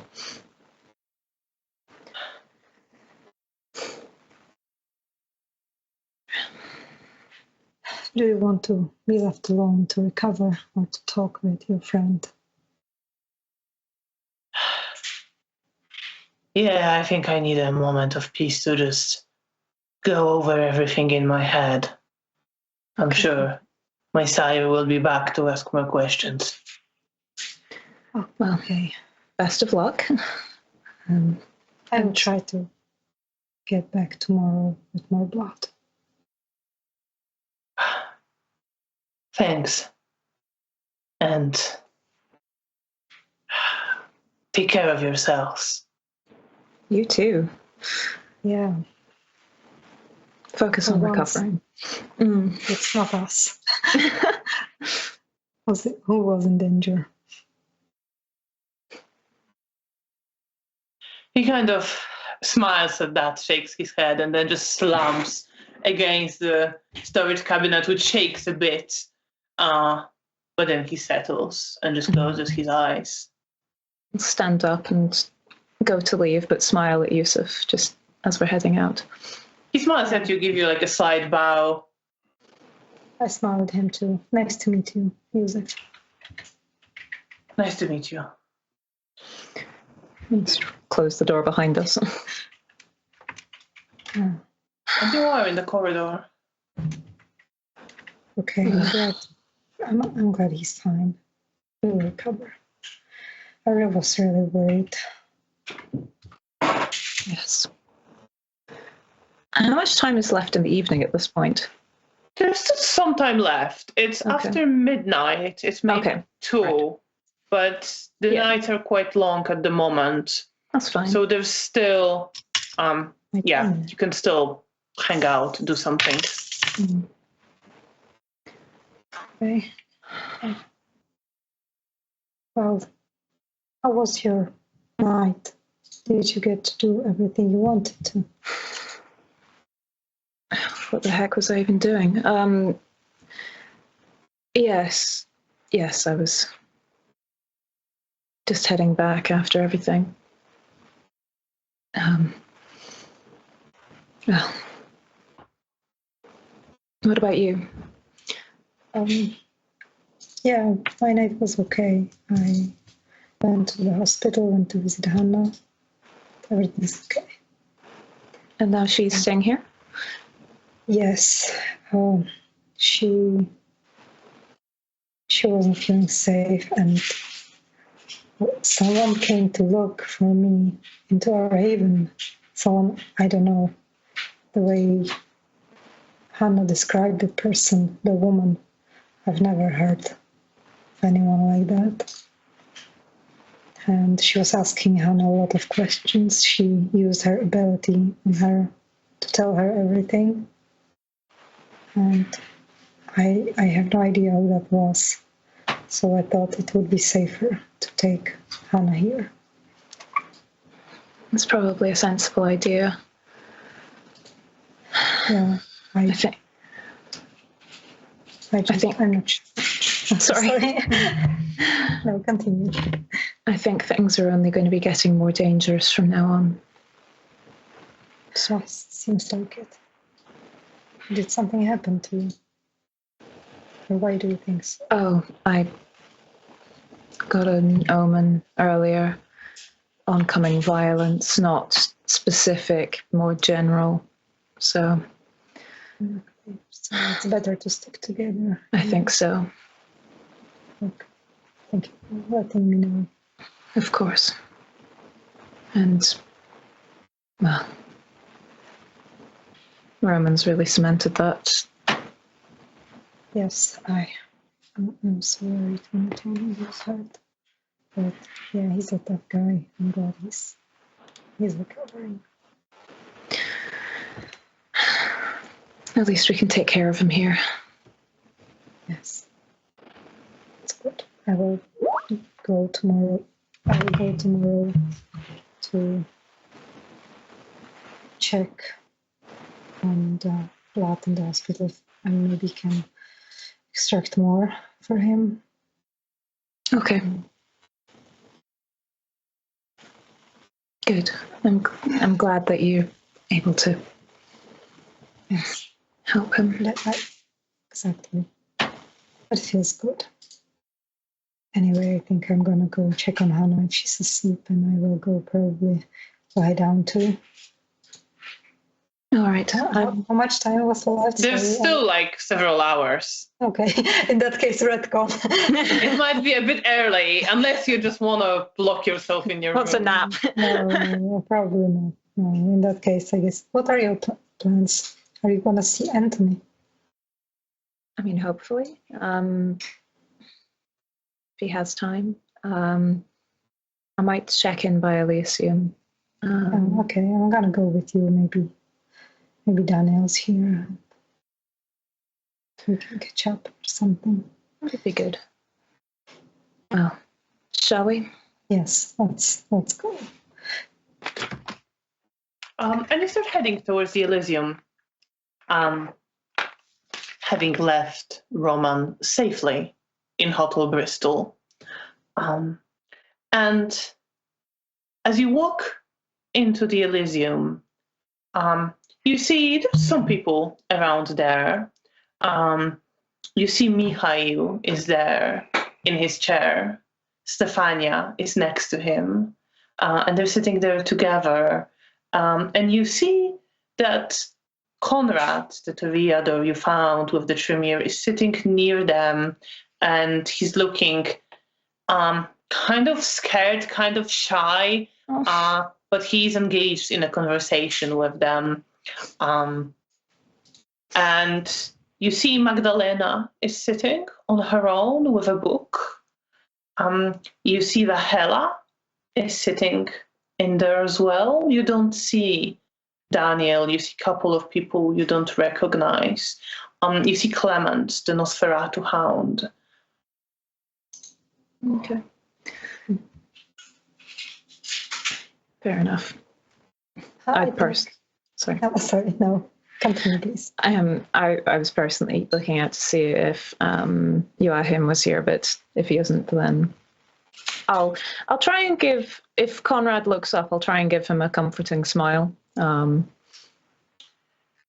do that, and at this moment, Mihail turns his head, looks to you, and gives you a smile and says, Miss Wozniak, good evening. And he gestures for you to come up. I will approach and give him a polite smile and a bow. Janina, what do you do as this is happening? Get out! Yes, I'm probably going towards Magdalena because I want to discuss. But I probably meet Bea's gaze for a moment, and then I'm pretty focused on Mihail. Okay, in that case, I just I sit down with Magdalena if she lets me, and then I will keep my eyes on Bea. That's fair. Right. Magdalena says hi to you, so you sit next to her. Meanwhile, Bea, you come up to Mihail, who's all smiles. Of course he is. He says, Miss Wozniak, I won't take up much of your time. How are you? Oh, thank you, sir. And yourself? Oh, I'm well, and yes, I hear you are keeping well. I wanted to congratulate you on your new paramour. Excellent choice. And so soon after your patron's exile. I know you must have started working on it earlier, so well done. Truly a stroke of genius. He gives you a smile. You see a couple of people glance towards you. Some of those you don't recognize. Rahela kind of glances towards you. Wow. I can't claim it entirely as foresight, but... Oh, of course not. It's love, I know. It is certainly most welcome. I'm sure it is. Have a pleasant rest of the night, Miss Wozniak. Of course, you as well, sir. Give him a polite smile, and with another sort of bow will turn away. And he turns away from you. Yeah. And turns towards Stefania and just asks, what did you manage to get out of him by now? And clearly turning attention to Conrad. Yep. How are you feeling, Bea? A little put on the spot, and starting to become aware as to how things must look from the outside, but ultimately my relationship with Antoni is a private matter to me.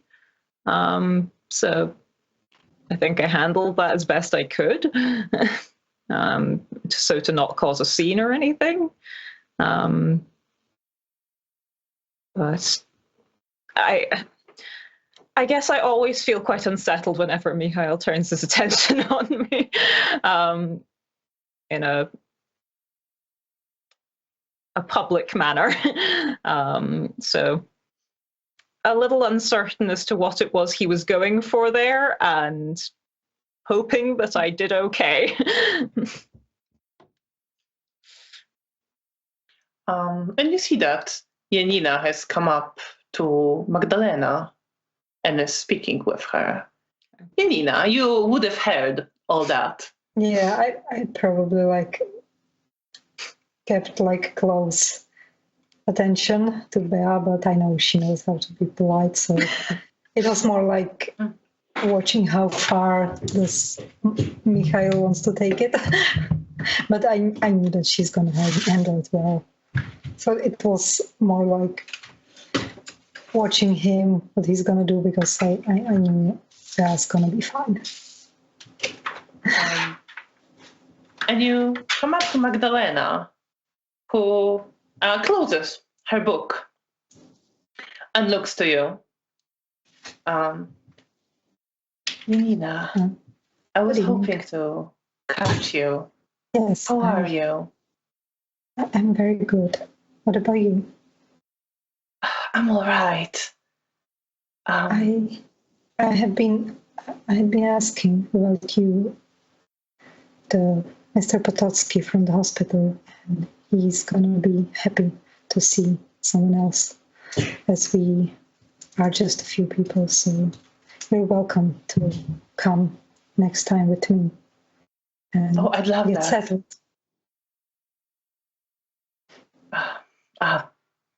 Just let me know when, and I'll probably go tomorrow, because one of my friends was hurt. Well, you know where to find me. Yes, I will find you here. And I'm sorry to hear about your friend. Yes, I want to try to get more blood for him, so I'm gonna go there tomorrow. So if you want to join, you're welcome to come. Of course. Okay, good. And I guess I will spend some time just chatting with her and maybe explaining her some, like, where's the hospital and just some general stuff. She listens. She asks you questions about your project, how you went, like what you already have set up, how you went about preserving some of the blood, and you chat about it for a bit. Bea, you see that Janina is in conversation with Magdalena. Okay. Did you say Rahela was here? She is there, yes. Okay. I'll maybe come and sit next to her then. She smiles at you and nods her head. Bea, good to see you. You as well. How are you keeping? I'm all right. I'm glad to hear that. I'm waiting for an opportunity to speak to somebody. I understand. Eliza not here? No, she's with her clan. Right. I take it they've been getting acquainted. I think so. I haven't spoken to her since she introduced herself. Fair enough. I sort of glance around the room again. And I think my gaze briefly goes to Mikhail, and I'm sort of wondering how that, like, I'm still sort of wondering whether that interaction went okay or not, because I have no clue. And then just kind of turn back. Yeah, I was ignoring you completely. Oh, that's fine. Now. Like, I'm totally okay with that.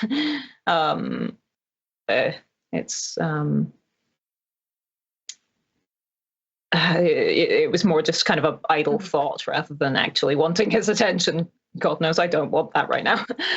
But then just turn back to her and try and take my mind off things. And just kind of look at the book that she's reading a book, or was I missing? No, that was Magdalena. Getting confused. Never mind. Yes. You been managing to keep busy, or has it just been? No. Well, as I said, I'm waiting for an opportunity. Understood. Anything exciting happened this evening? People's been saying, well, someone was brought in injured. Yes. Someone got attacked. Yes. There seems to have been more of these events happening. Yes. It was Roman.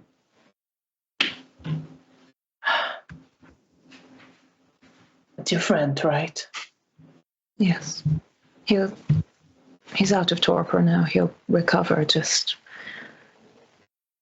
Of course, we always do. It's a bit of a shock. Yes, and it's kind of like a matter-of-factly statement. Like, That's fair. Yeah. Yeah. 2 others are missing.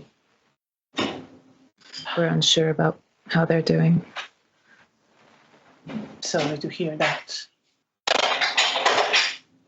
People have been saying around that city is getting more dangerous.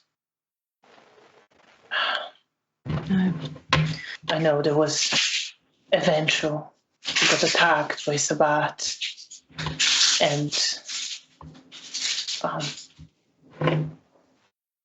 someone else mentioned that as well. Yes. I think the violence is only going to increase in the coming nights. I'm afraid so.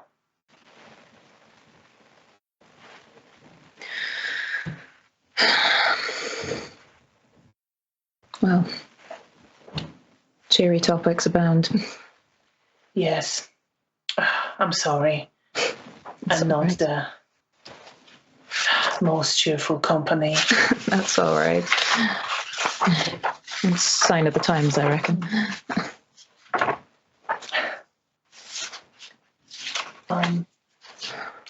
You see at this point, the door leading to the offices opens, and through it steps one of the Tremere, the man dressed in all black clothes with graying black hair, and he's accompanied by Mr. Cernovsky. And as they step in, they are in conversation. They are speaking Russian that you do not understand, but you recognize the language.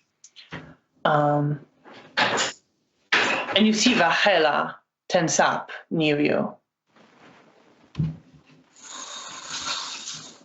Could I roll self-control so I can touch her? Yes, absolutely. Difficulty 7.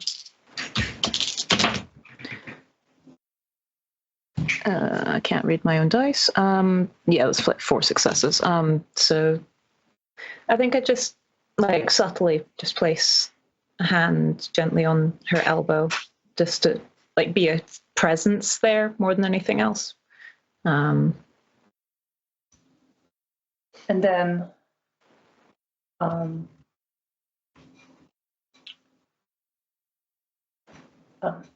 Rahela nods her head, looks to you, and just says, I need to go. Good luck. And she stands up, and you, Janina, see it as well. Magdalena sort of glances towards the man who enters with Mr. Cernovsky, and towards Mr. Cernovsky, her sire. And you see that while she's still kind of talking to you, her attention is now on them. Okay. And you... sorry? Okay, no. Yeah.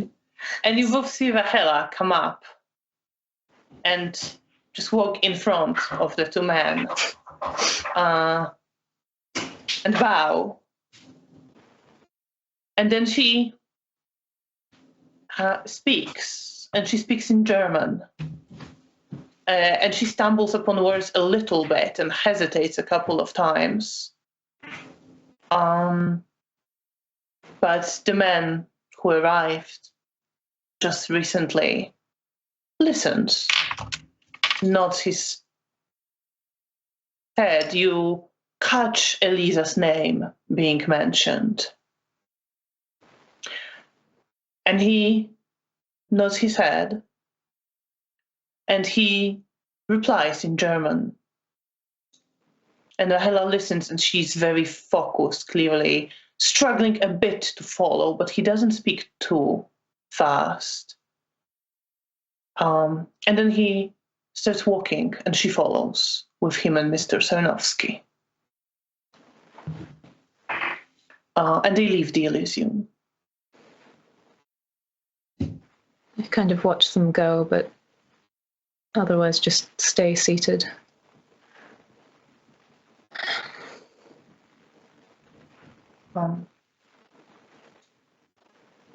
Janina, you see that as they leave, Magdalena relaxes a little bit and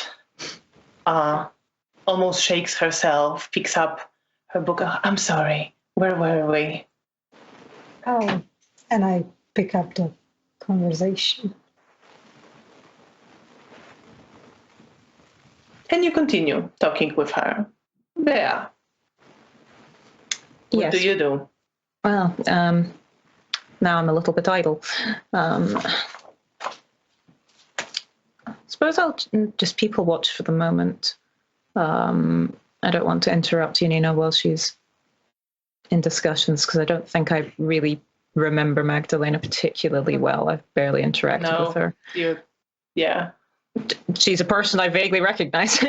Talking to someone. Yeah. So I think I just look at my journal, sort of refresh my memories of the evening, get a bit stressed. Wonder if I should go after Mr. Sarnowski, then think better of it because he's busy and also intimidating. And sort of wonder where Joachim might be. But feel a little bit uncertain. I guess I'd maybe take out like one of the sachets of blood, just to sort of like examine it and see if there's like instructions on how to prepare it. There are no instructions. There are no instructions. Wonderful. Okay, then I make a note that I need to ask someone how to do that. So I guess I'm mostly focused on my journal at this point. All right. Put the sachet back. Focus on your journal for a moment, and you and Nina discuss. Do you go very into detail? Do you tell her basically everything? Basically, I want to go more into detail once we are at the hospital. Right, because she will ask you, like, and when she's asking questions, you get a sense that she knows something on the topic clearly, either from having studied medicine or having read up on the subject. So I think I will. Sorry, I just yawned. No worries. No worries. Now I feel like I'm half asleep. I'll ask her.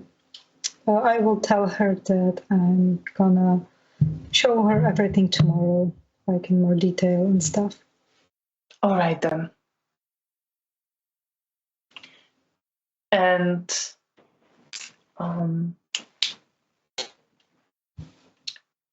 do you leave her at some point? Yeah, I think after like a while, I'll glance at what Bea's doing. Bea's sitting with her journal at one of the tables. I excuse myself and go sit next to Bea. Hey. Hi. Good discussion? Yes, I want her to help me at the hospital. She offered, and I think I will take any hand I can get. So, and she seems skilled in the field, so it's gonna be good. Glad to hear because Hannah needs a lot of training. What about you? What are you up to? Trying to work out. I've been needing to get supplies of my own in case any of our people need it. But the supplies I happen to have are the I pull out the sachet, or the require some further construction, so to speak. I'm realizing I don't have the skills to do that. So, do you need help?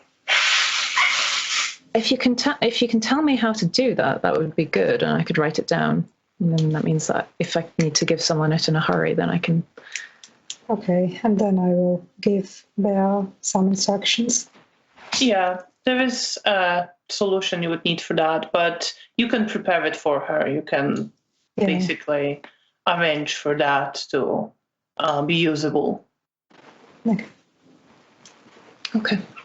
But Bea, please roll Yeah. your manipulation and subterfuge. Yeah. And Janina, roll your perception and empathy.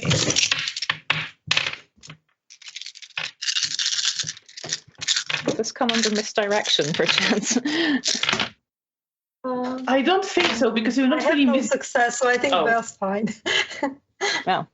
I had 2 and 2 once, so. Okay. I have 5 successes. Yeah, in that case, there's no issue. Nothing shady happening there. You know how to help Bea. It shouldn't be. You can pick something up when you're next at the hospital and give it to her, and it will be easy enough. Okay. I'd appreciate that. Thank you. Of course.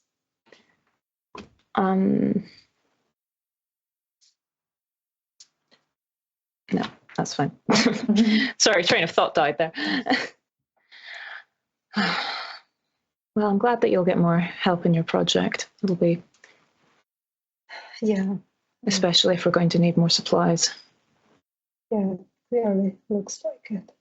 And I hope the more people, the more supplies we can make more efficiently.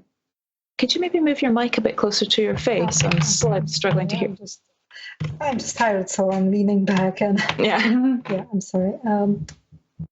I hope we can make more efficient work on the blood, so we get more, and I'm sure it's gonna be good, and we will need it. Yes. Well, do you want to stay here for the remaining time? I don't know. Do you need to feed or anything? Are you fine? I don't think I really want to go out again at the moment. I understand. I would go with you though. It's all right. I don't know. I was wondering if Joachim was going to make an appearance. I need to speak to him, but I don't know. Well, I think he's probably busy with the rest of his clan, and I glance towards the door. Probably. Well. How's Raquel doing? She's all right.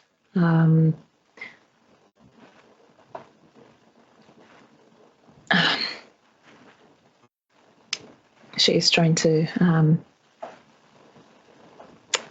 build some bridges, so to speak.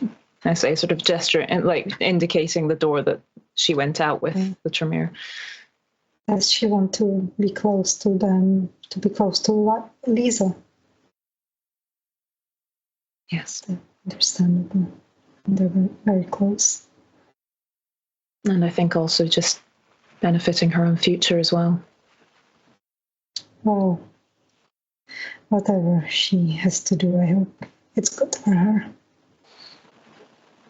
We can but hope.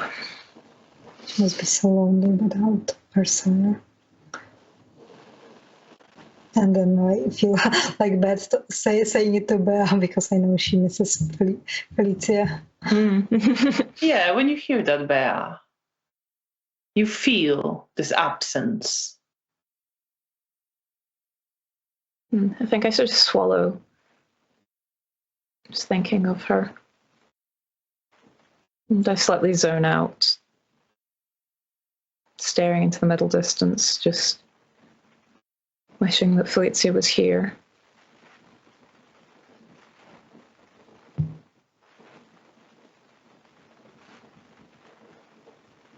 Are you okay? Are you okay, Bea? I'm sorry, you're probably thinking about Felicia. I didn't realize. I'm sorry.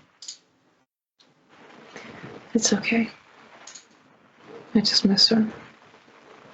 I know. I miss her. I hope she will come back. Don't lose hope. And certain doesn't think she'll be coming back here. Oh. Let's see. Well then, as long as she's safe, hopefully.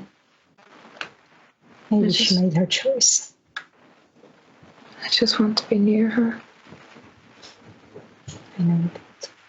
Even if she doesn't love me anymore, I just want to be near her. I'm sure she still loves you. But I think she's probably having some personal things to brought her away from here. And she now has to concentrate on that. But I doubt she would leave you if she didn't know you were safe and taken care of.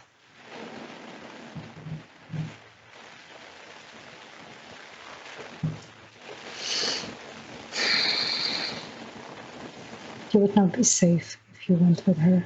I say not knowing anything about Bea's adventure with the Sabbath.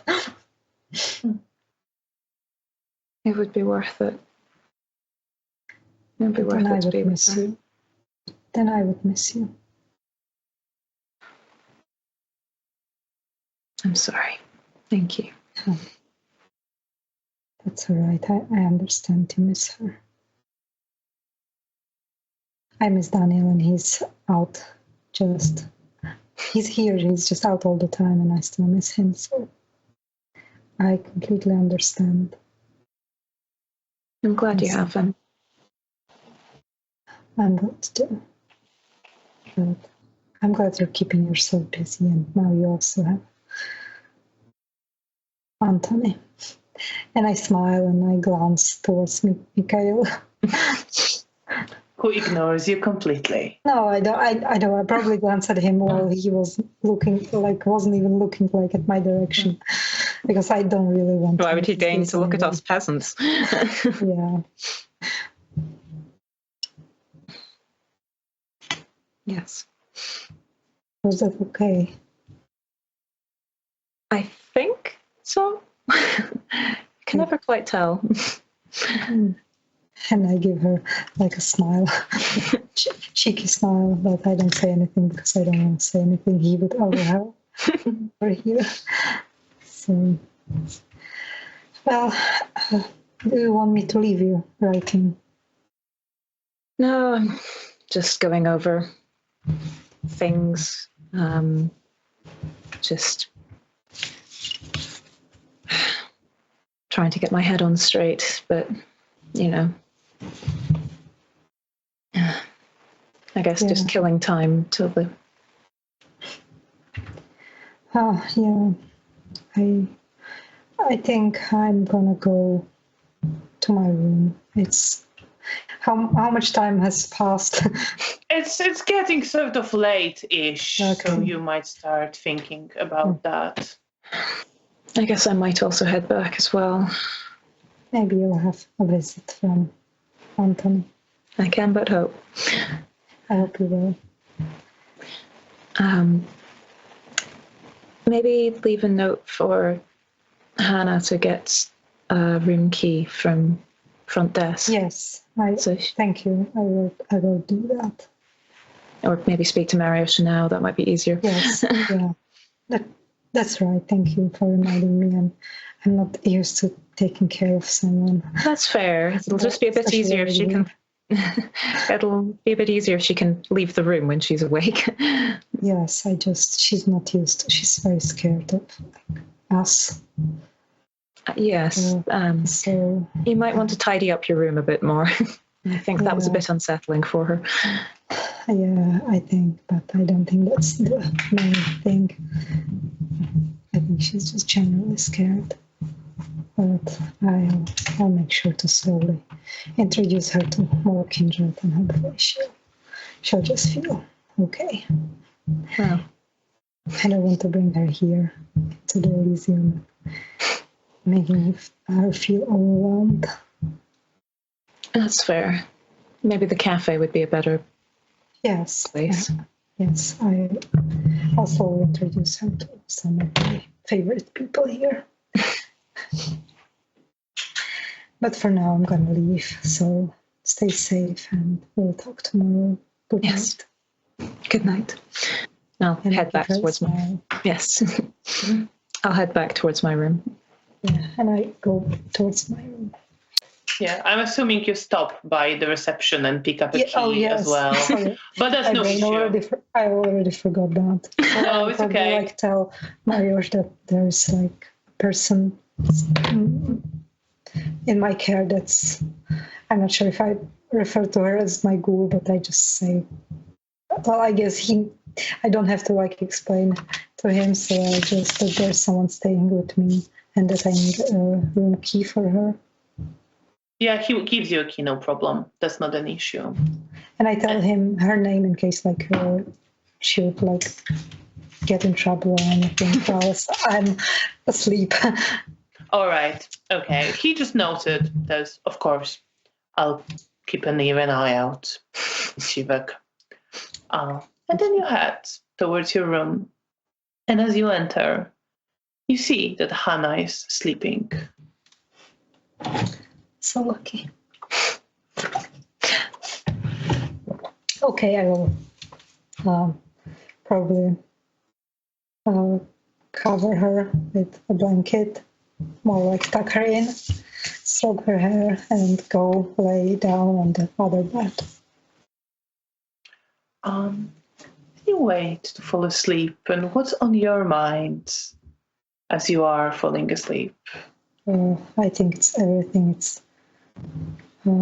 I think first thought is like thinking of Felicia, because that's something that we talked just now, so it's on my mind, and I'm trying to figure out how to help Bea to feel better. How do you feel about Felicia being missing?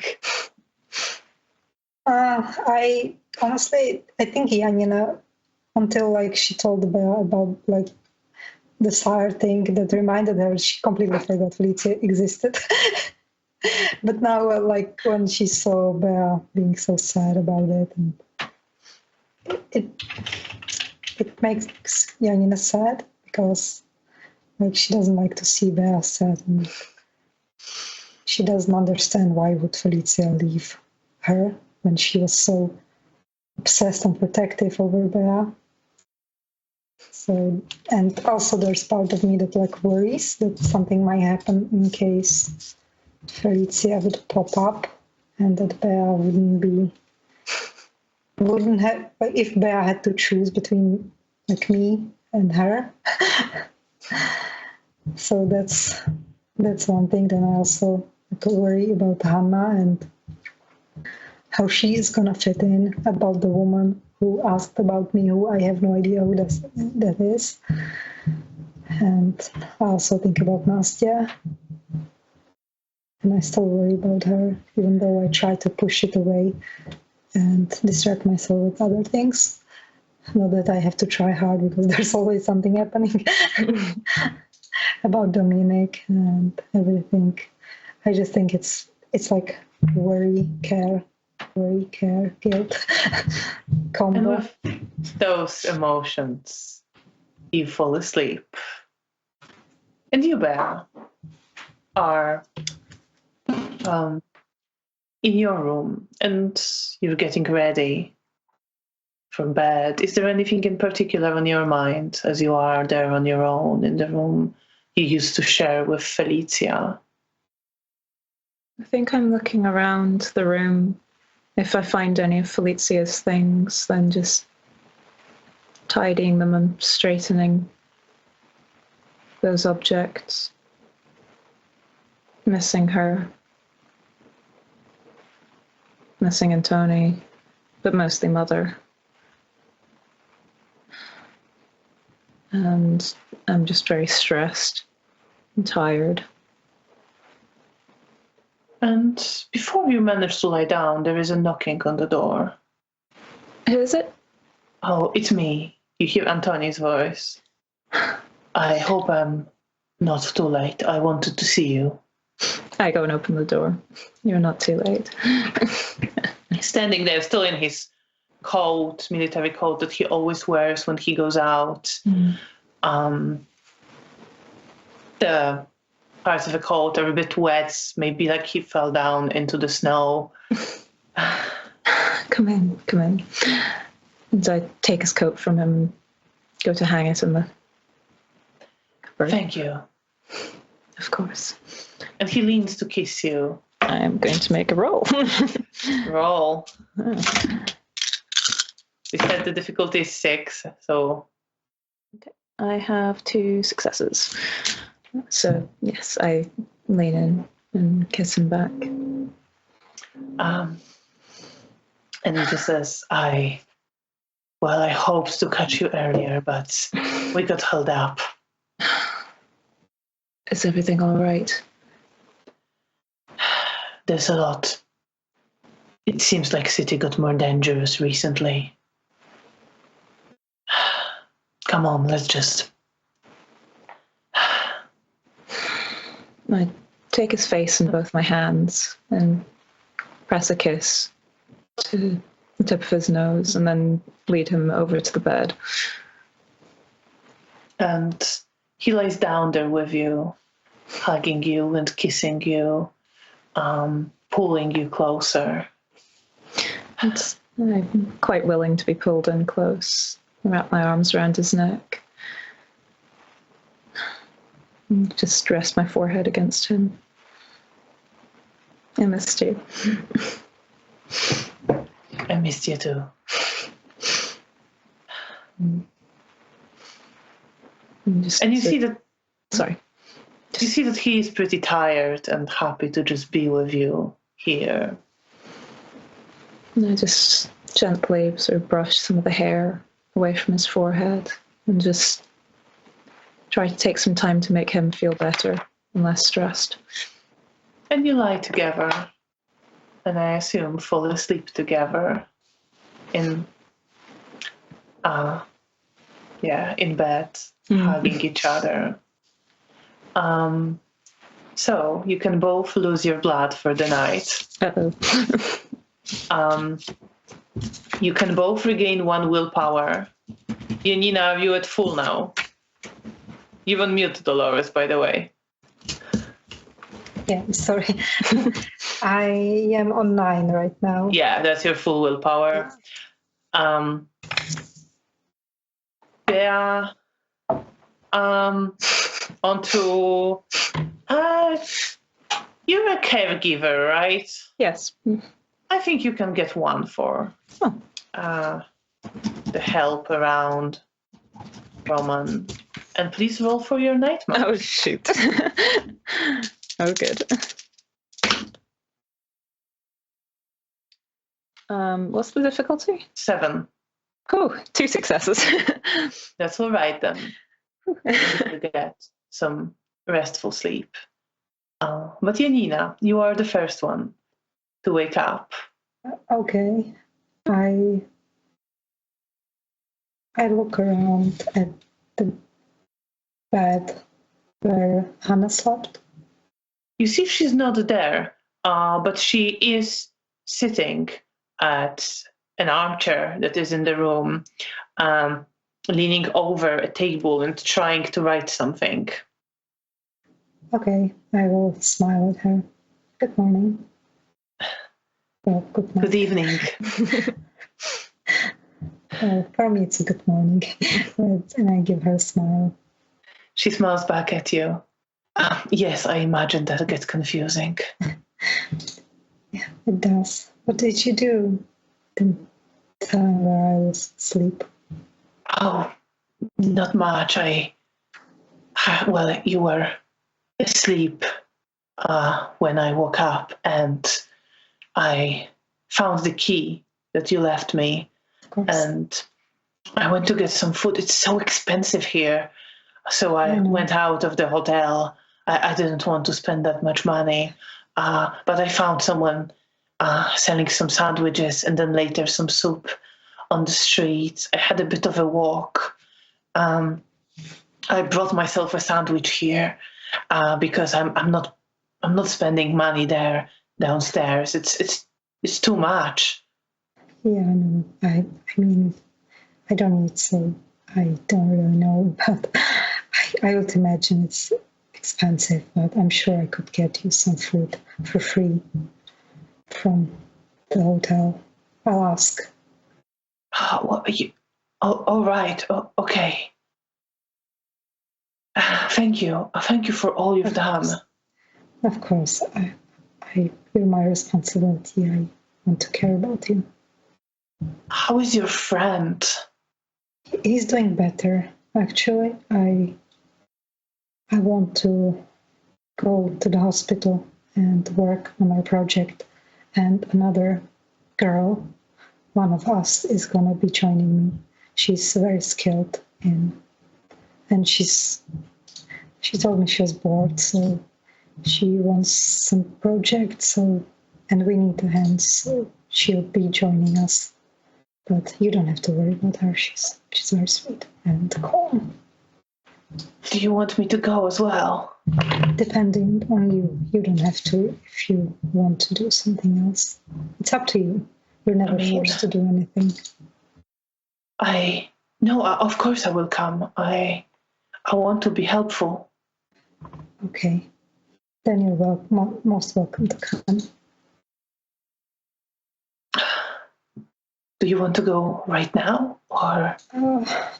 Probably we could. I'm gonna go check if she's there, and then we come here to pick you up, or maybe we could meet downstairs at the reception. Is it okay? Yes, it's all right. I'll be at the reception. Okay. And I just give her a smile. You're doing so good. I'm so proud of you. I'm very glad. And I just maybe put my hair a bit like so they weren't like messy. And then I go to the Elysium to see if Magdalena's there. So when you get there, she's not there yet. It's generally fairly empty. There's Stefania is there. You see she's sitting with Diana. And you see a couple of people you don't know, but Magdalena isn't here at the moment, but it is quite early still. Okay, yeah, right. I didn't realize that. That I'm waking up so early. Well, anyway, I'm gonna wait for her. So you sit in the Elysium, waiting. I probably come say hi to Stefania and Diana. They say hello to you. You feel like Stefania is polite, not overly, familiar with you. Diana is definitely warmer, definitely smiles at you, and is happy to see you. Ask her if she had spoken with Dominic. She glances to Stefania, but then says, yes, I have. He's still adjusting, but he mentioned talking to you helped. I'm glad. I'm so worried about him, but I told him just to be more open with people he cares about. Well, I'm sure these things take time, but I'm glad you are a good friend to him. I'm glad to have a friend like him. Okay, I'll leave you girls to it. And I smile and I go sit somewhere like alone and just wait for Magdalena. But I will probably wait for 10 minutes and then we'll go, because I don't want to let Hannah wait alone too long, because I didn't realize that it's too early. And I sent her down there so I don't want her to be waiting in the reception alone for too long. So you find Hannah in the reception after 10 minutes, and she's standing there. Oh, and I just smile at her. Let's go sit somewhere and wait a bit more, because Magdalena wasn't there yet. And I didn't realize it so early because not everyone's waking up as early as I am. Oh, why is that? I'm not sure, actually. You actually are sure. Yeah, but I'm... Oh, okay, so you're lying to her. Yeah, I don't want to like scare her. She's not ready for that. Yeah. Roll your manipulation and subterfuge. Okay. Difficulty 6. 3 successes, 7, 9, and 8. Successes. Yeah, she doesn't seem to pick up on anything. You say you're not sure. Yeah, that maybe has something to do with age or... I'm not sure. Really. I don't know how it works with you. Can you ask somebody? I will ask, but It's probably not that important. I'm sorry. Maybe the more people are adjusting, the less they want to be spending time earlier and they sleep in. I don't know. I guess that's something like that. I'm not sure, but it's not that important. It's just that it's very like some people like to wake up early. Some humans like to wake up early. Some don't. I guess it's nothing to be worried about. I'm sorry, it's not that important. I was just curious. I know, and that's okay. It's fine to be curious. I just don't know so many answers because I'm not very old myself in this existence. It's been only a few years. A few years. Yeah. Well, I'm sure you will learn everything there is to know. I'm sure. But let's just enjoy the view from the window while we wait for her. Maybe in half an hour she could be there. Unless yesterday she told me she will be there, so I assume she's just sleeping in. And you wait, sitting with Hannah in the hotel lobby. Yes. Yeah. Sometime through that, you open your eyes, and there are somebody's arms around you. Well, that's self-control check. Yes. That's a hell of a way to start the morning. Start your day off right with a self-control check. 3 successes. You're all right. You control yourself. Yeah. Again, just that sort of slight shock of physical contact and then seeing that it's Antoni. Take a breath and inhale his scent and feel more at ease. And the fresh blood bond is helping. And after pressing a kiss to his forehead, shuffle around a little bit, as with the day prior, although I don't remember it, sort of shifting so I can sit up and pull him against me and sit with my journal and read through that just to refresh my memory of what happened yesterday. But just resting my head on the top of his head. And you spend some time like that. Mm-hmm. And eventually, after not much later than you, he stirs and wakes up. And I press a kiss to the top of his head. Good evening. Good evening. And he pulls you closer and kisses you. Sort of roll down to be lying almost on top of him and press a kiss onto his lips. Did you rest well? I did. How about you? Any more of those nightmares? I'm so glad to hear that. I smile and press another kiss on the tip of his nose. Oh, I wish I could just stay here. Alas, duty calls. I'm afraid. Happy New Year, Beatrice. Happy New Year. It's New Year's Eve.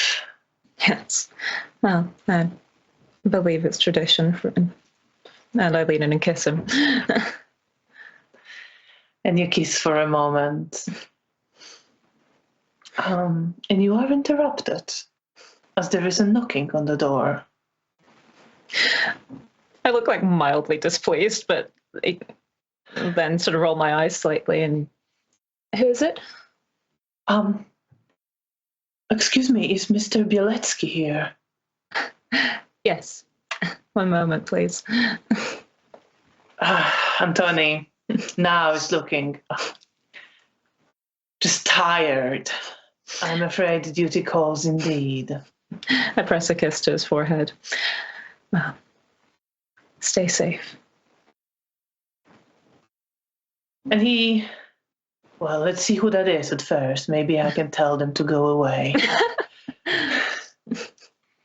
And he stood up. You fell asleep in your clothes. Well, I think I'd changed into... Yeah, you started getting ready. He fell asleep in his clothes. Yeah. So he stands up, straightens his shirt a little bit, and then goes to the door and opens.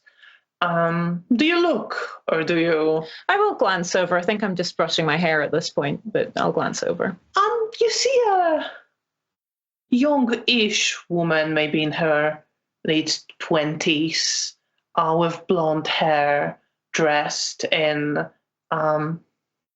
skirt going just like below her knee, and white shirt and a blazer, standing there. There's like a vague hint of familiarity around her, but you can't quite place it. Okay. But it's not the nicest feeling. Not necessarily about her, but something that happened around her. Okay. Well, I turn back to the mirror and continue brushing my hair, but I'm listening. I might as well. So you're listening in. And she says, excuse me, Mr. Bieletsky, I'm sorry for disturbing you. But I needed to bring you the news. Philip Strigiel was attacked and killed late last night. His school made it back with the news.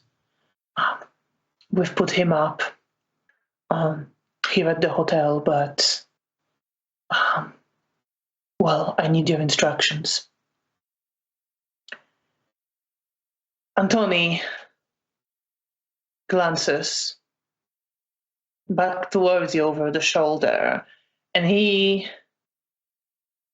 does not quite step out, but steps out a little bit more. Mm-hmm. Do you intend to listen in?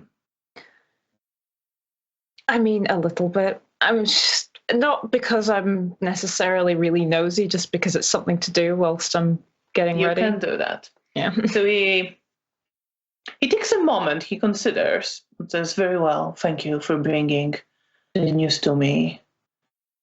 Did you speak to the ghoul? Learned everything there was to know?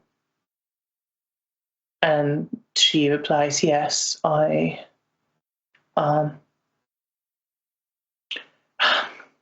have the descriptions of some of the attackers. It happened while he was going back to his haven. Tommy nods his head, and then he says, it's his driver, right? Yes, that's the one. To which Antoni replies, very well then.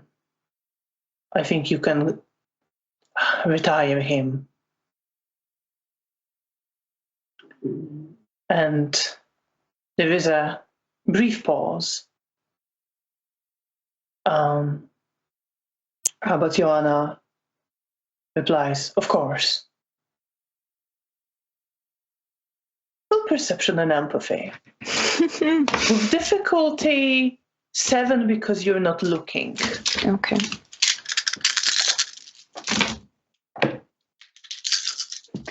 Good way. Does insightful apply? Yes. Oh boy. That would be 7 successes. Right.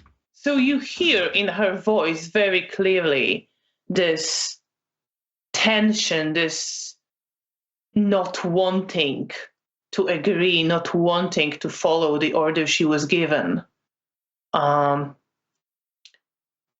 you hear that she is struggling with herself, but she, of course, confirms. I will get up and sort of pull like a cardigan or something over the top of my nightdress and step out and press a palm onto Antoni's elbow and just say, that sounds pretty permanent.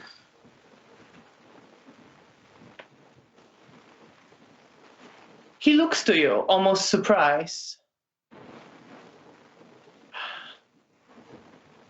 Well,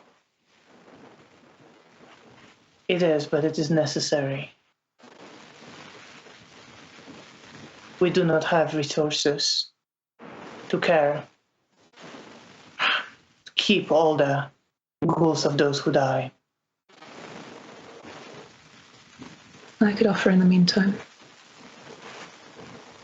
In what meantime? Well, in this instance. Are you sure?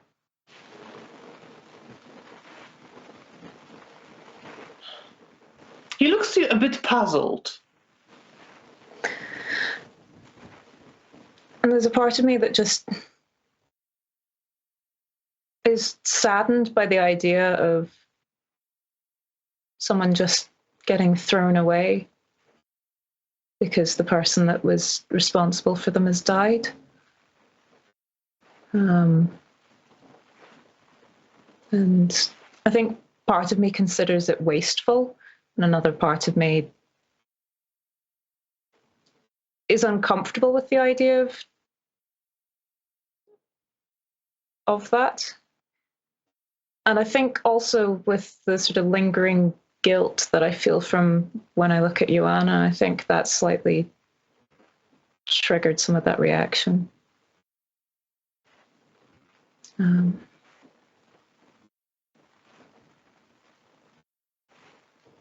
Would that be acceptable? Well, your persuasion and charisma. Janina and Bear just adopting ghouls. Difficulty 7. Okay. Charisma and persuasion.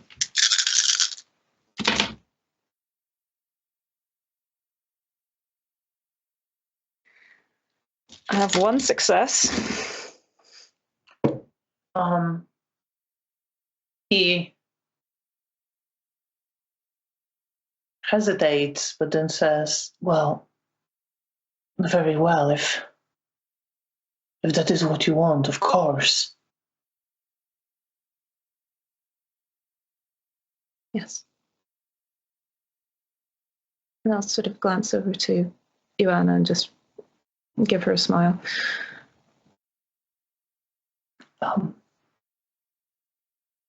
Well, in that case, kind of looks to Joanna. I'm sure she can take you to him. I'll get ready first. Of course. And he looks to Joanna and says, please wait. And goes inside after you. And I'm sort of quite focused, getting dressed. Antoni is observing you. Roll perception and empathy.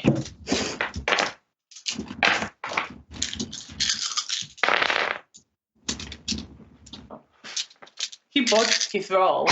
So Well, okay, so long as I don't botch.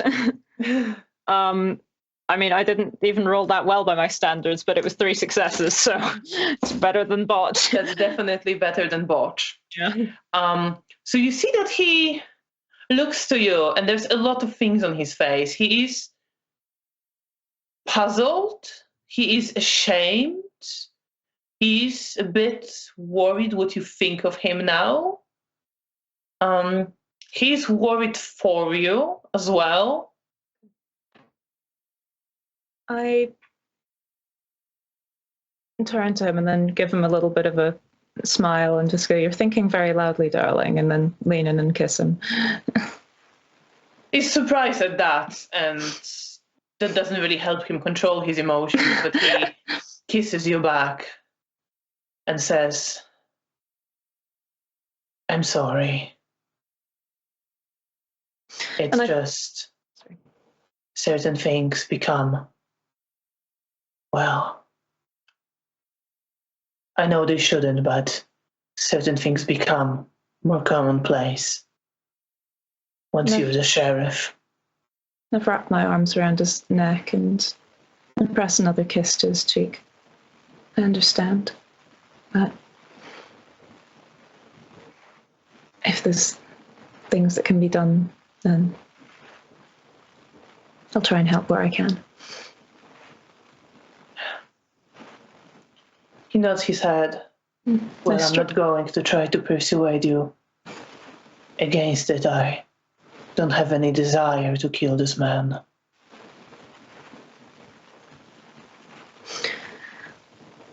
I just rest my forehead against his. I know. I stroke his cheek. And he leans into you. And you feel the tiredness, and you see in him the weight of a lot of things he's done that he's ashamed of, that he feels disgusted with himself for. And especially now he feels like, compared to you, he's almost feeling like you don't know him as he is. I suddenly squeeze him tighter and just go, "Darling."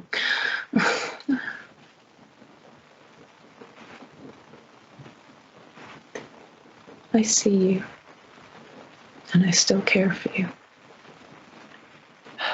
Then I am a very lucky man. And I count myself a lucky woman. Thank you. I press another kiss to his forehead. Anytime. We shouldn't. I suppose. We shouldn't keep Joanna waiting. No. And I need to find one of my hounds and, well, see what else Yes. can happen. The violence is only going to be ramping up. He kind of raises his eyebrows. Just more omens of doom. Nothing concrete. Just the overall atmosphere is not looking good. Well, that's certainly, well, it's not really a surprise, but... No. Well, and then I sort of, like, as I'm sort of continuing to button up my blouse, well, this is what you've signed up for, just vague prophecies of doom on the occasion. Well, it's not just that. No. They're just a bonus. Be careful. Prophecies of doom or not, people have been getting attacked. I know. And I know. Just be careful. You too. And I squeeze his hand very tightly. And holding his hand, you leave the room. Yes. Janina. Some time passes and you return to the Elysium. And you indeed see Magdalena sitting there with her book. Okay, I will come up to her and smile. Good evening. Janina, good evening. And she gets up, and you see that she's not wearing a coat right now, but she has it near her on a chair. And as you enter, she picks it up and she puts the book in a bag she has over her shoulder. And she gets up, ready to go. I see you already. Yes, well, Okay. kind of puts the coat. That's just for appearances, but it's good to keep those up. Yeah, let's go. We will pick up my ghoul, Hannah, in the lobby. She's All right. also helping. So you have 2 ghouls on this project. Yes, Hannah, she's mine, and she's new, so she's pretty scared of everything. So I'm slowly letting her meet other kindred. I'm sure she'll like him. And Mr. Potocki, I kind of adopted him from Sigmund after he passed. You mentioned. Yeah, I have 2 ghouls and you. She smiles. Well, I hope I can be of as much assistance. I'm sure you can seem very smart, much smarter than me. She shakes her head. Come on, show me what you've done so far, and if I'm so smart, maybe I can help. Yes, and I lead her to the lobby where we meet Hannah, and I introduce. You see that Hannah looks to Magdalena, and there's the same apprehension, but she's smiling. And Magdalena just comes up to her. Hello, I'm Magda. Janina said you will be helping on the project, and I will be helping as well. It's very nice to meet you. And Hannah is looking at her. Yes, it's very nice to meet you. I'm not sure of how much help I will be. I'm only just learning. And Magdalena smiles at her and says, don't worry about that. Maybe I can help you learn. All right, shall we go? Yes, well, let's go. Perception and empathy and Magdalena. I can't let you not do that. 2. 2.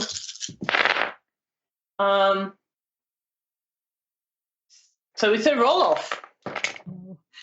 Oh,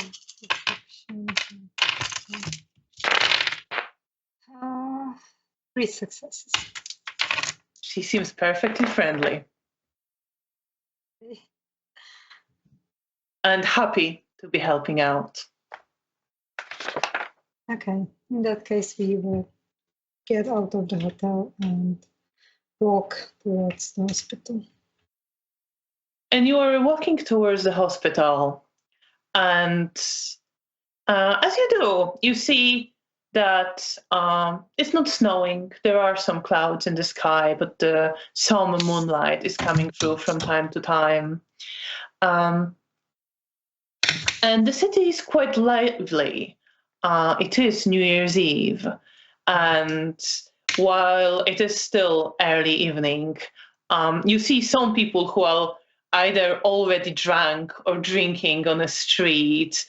At some point, you pass a group of men, and one of them starts shouting to you, like, "Hey, ladies, why don't you join us for a party?" And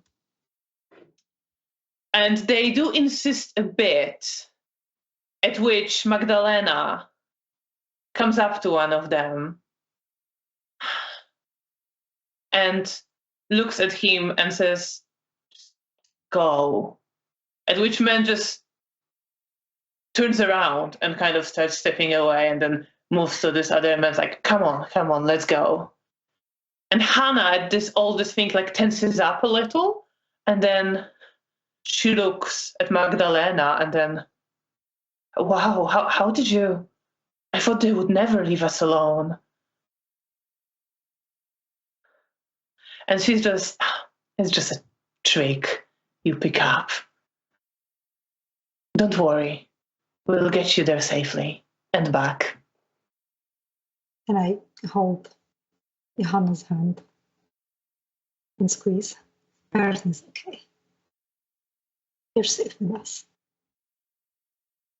And I will thank Magdalena for getting rid of the men.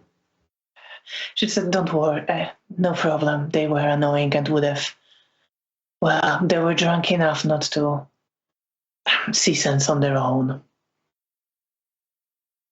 That's true. We might get some of that along the way, but it's all right. And she's walking quite confidently, following you, and smiling at Hannah as well, reassuringly. And as you walk through the city, you see other people celebrating. There is a couple kissing and then laughing and running ahead. One on the streets just walking past you, not paying any attention to you. Somewhere in the distance on the ruins, you hear someone actually shooting into the air. You, somewhere in the distance, hear a faint sound of some fireworks getting set off early. It's not all in full swing, but there's definitely an activity in the streets as you make your way across Warsaw. Have our own hospital party. And eventually you get to the hospital where you have your lab. Yay. Do you take them downstairs first? Yes. Well, Hannah already knows the place, so Yeah. I will let her go to the lab if she wants. If she wants to stay, she's free to do whatever. And I will take Magdalena to introduce her to Mr. Potocki, so in case, and she's gonna be here alone without me, so they knew each other. So Hannah says, well, maybe I'll try to find my way to the lab. Okay. I will join you shortly. And you lead Magdalena towards Mr. Potocki's office. And you knock at the door, but he doesn't seem to be there. There is no light under the door. Well, in that case, I just apologize to Magda that he's not there. And Generally, the hospital is like there are people there. There are people at the hospital, but when you walk past the offices, it's fairly quiet. Yeah, he's probably if he's here, he's probably doing something. So I just apologize to Magda that I will introduce them later and lead her to the lab. Oh, that's not an issue, don't worry. So, Hannah, how much exactly did you teach her already? Would you like me to help with something in particular? Oh, I think, well, I'm teaching her, she picked up a lot of the things from Mr. Potocki, but if you let her observe you doing the work and maybe letting her do something supervised, because Mr. Potocki doesn't have as much time to look after her and oversee her work. So if you just do what you do and let her do it while you watch, that would be great. And if you want to explain things to her, I'm sure you're much better than me at explaining. Well, we'll see about that, but I'm definitely happy to help. Janina, just before you go, to Hannah, thank you for that. I really appreciate it. Well, I'm glad I can help.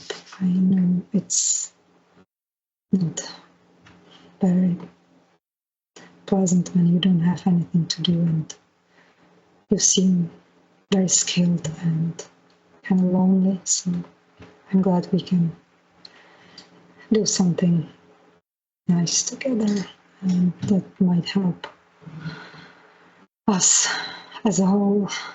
And I don't know. I just want to be useful. It definitely will help. I'm sure it is a great initiative. Supply of blood. I'm sure. Well, many will be able to use it. Yes, I hope. That was the goal of Sigmund. She nods her head. But thank you. On a more personal level, I hope maybe, well. And then she kind of looks to you a bit, like thinking of something. How is it that you are so independent? You have this project you're creating. Oh, You're basically on your own. You do what you want, right? Oh, well, sort of, yes. Well, I mean, this project was handed to me by Sigmund, my primogen, but yeah, I guess he left me do whatever I want as long as I keep working on this. All right. You can't do that. You can't do that. You can't be independent. Well, I was with my sire the whole time, and do I know who her sire is? Yes, Mr. Cernovsky. Okay, is her I wasn't sire. sure. There's too many Tremere right now. That's charming. There's now a lot of Tremere. That charming individual. Right. And she says, well, I feel like he wasn't very happy with me. I struggled to adjust to being Kindred, I suppose, and I feel like he focused on Joachim and gave up hope with me. Oh, I'm sure that's not true, but I'm sure that keeping you busy, he's gonna be proud of you. And I give her like half of a reassuring smile because I don't know her side that well, but I also know what Zygmunt told me about the Tremere and also what Bea told me about him. So, but I still want to be comforting to her and to reassure her because to me she seems like genuine. I hope you're right. All right, shall we? Yes, let's join Hannah and get started. Yes. Let's coming into my lair.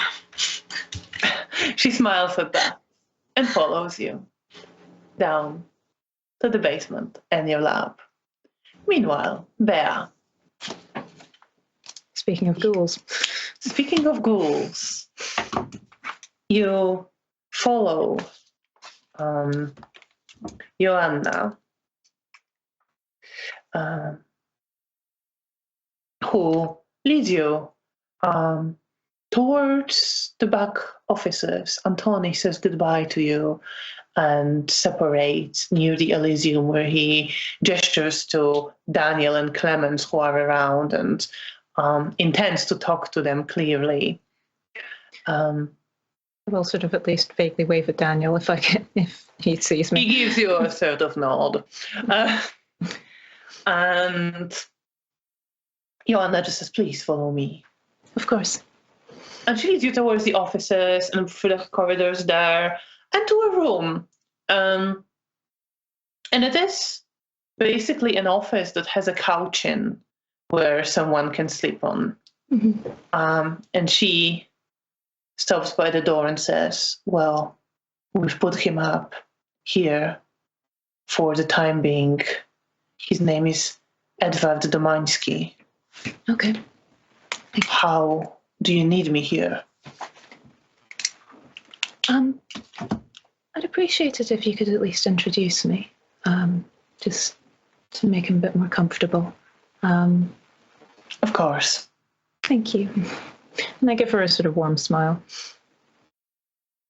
And is she looking happier knowing that he's not going to be... Yes, you had very good role, and she's definitely relieved, and there's definitely gratitude in her as she speaks to you. She tries to keep it very professional and not to show it, but you rolled very well. On 7 successes, I'm aware. Yes, so you are aware that she is definitely grateful for what you did and definitely warmed up towards you.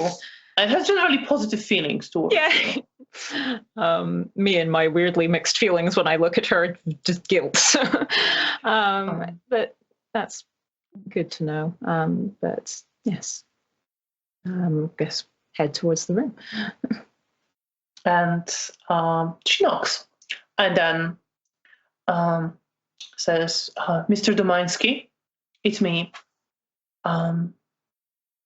And she opens the door, and you see sitting there a man, maybe around 25 years old, dressed in a shirt, fairly elegant trouser, fairly elegant jacket. It's not quite a suit or anything like that, but definitely dressed up a bit. And he looks like he just sat up and was lying on the couch. And he stands up. Good evening. And Joanna smiles at him. This is Beatrice Wozniak. I was asked to introduce you. This is Edward Domański. Ms. Wozniak will make sure that you are taken care of. And he looks to you and to her and says, thank you. Thank you, that's much appreciated. I will turn to her and say, thank you very much for the introductions. I'll let you get back to the rest of your evening now. Of course. Thank you, Miss Wozniak. Of course, take care. And she leaves, but you hear a lot of gratitude in that thank you. And that helps a little bit with the sort of tightness in my chest that I've been feeling every time I look at her.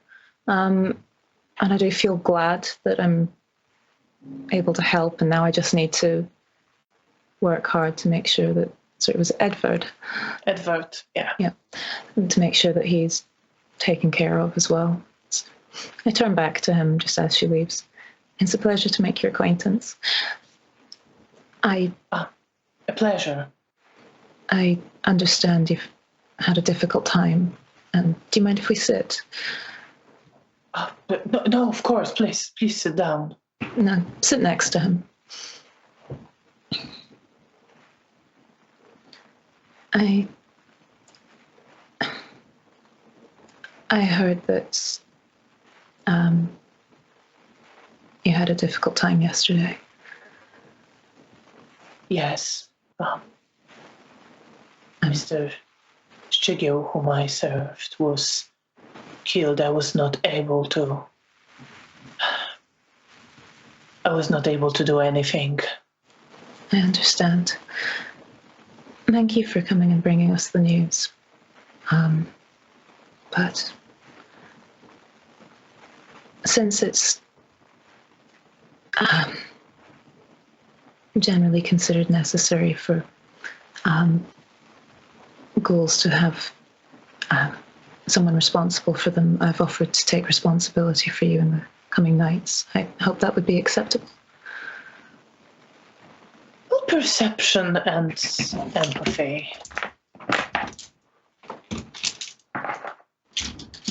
Difficulty 6.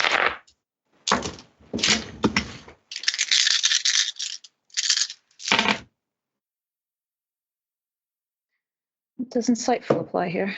Yes. 5 successes. Then it's a roll-off. Oh my god. I've just put my dice back. 4 and... Ooh. That's another 5 successes. In which case you can tell that there is this moment of hesitation, almost wanting to reject it, stemming from pain and guilt, and that he feels guilty and he's crushed by it. But then he also is worried and concerned what's going to happen, and he looks to you and he feels like he has no other choice. And he tries to control his face, and he's doing it pretty well, but you are very insightful, so you are able to pick up on some of these emotions. And he just says, yes, of course. Thank you, Miss Wozniak. I'm sorry to jump straight to business when it must be very difficult for you. And I'm sorry for your loss. Thank you, but I understand. There are, I'm sure, many other matters you have to deal with. One or two. But no, I just want to make sure that everyone's taken care of. Thank you. I do appreciate it. And you see that he means it, although it is difficult for him, and he'd rather not be dealing with any of it. That's fair.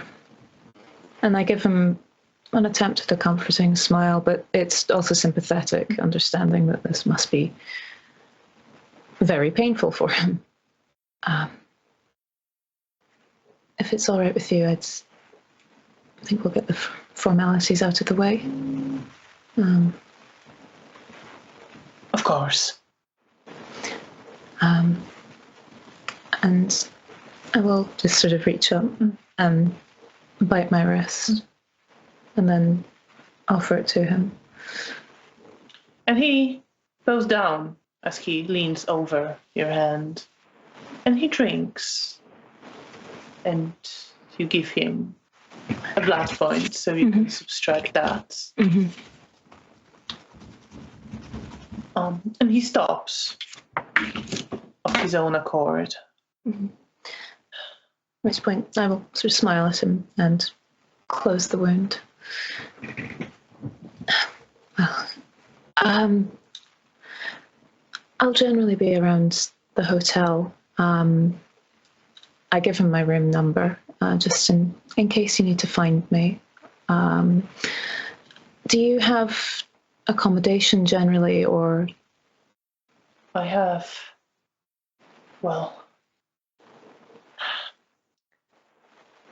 a place where I can stay. Okay. It's outside the hotel. That's all right. I'm just wanted to make sure of the logistics. Is there easy ways to contact you if you are staying there, or? Maybe it's better if I stay at the hotel. I don't have an easy way of contacting. All right, then. I'll speak with Mariusz and see about making sure that you're taken care of. Is there anything you want to ask me? Sorry, I realize we've just kind of jumped straight in. Well, I am very grateful for your help, Ms. Wozniak. I know what you've done.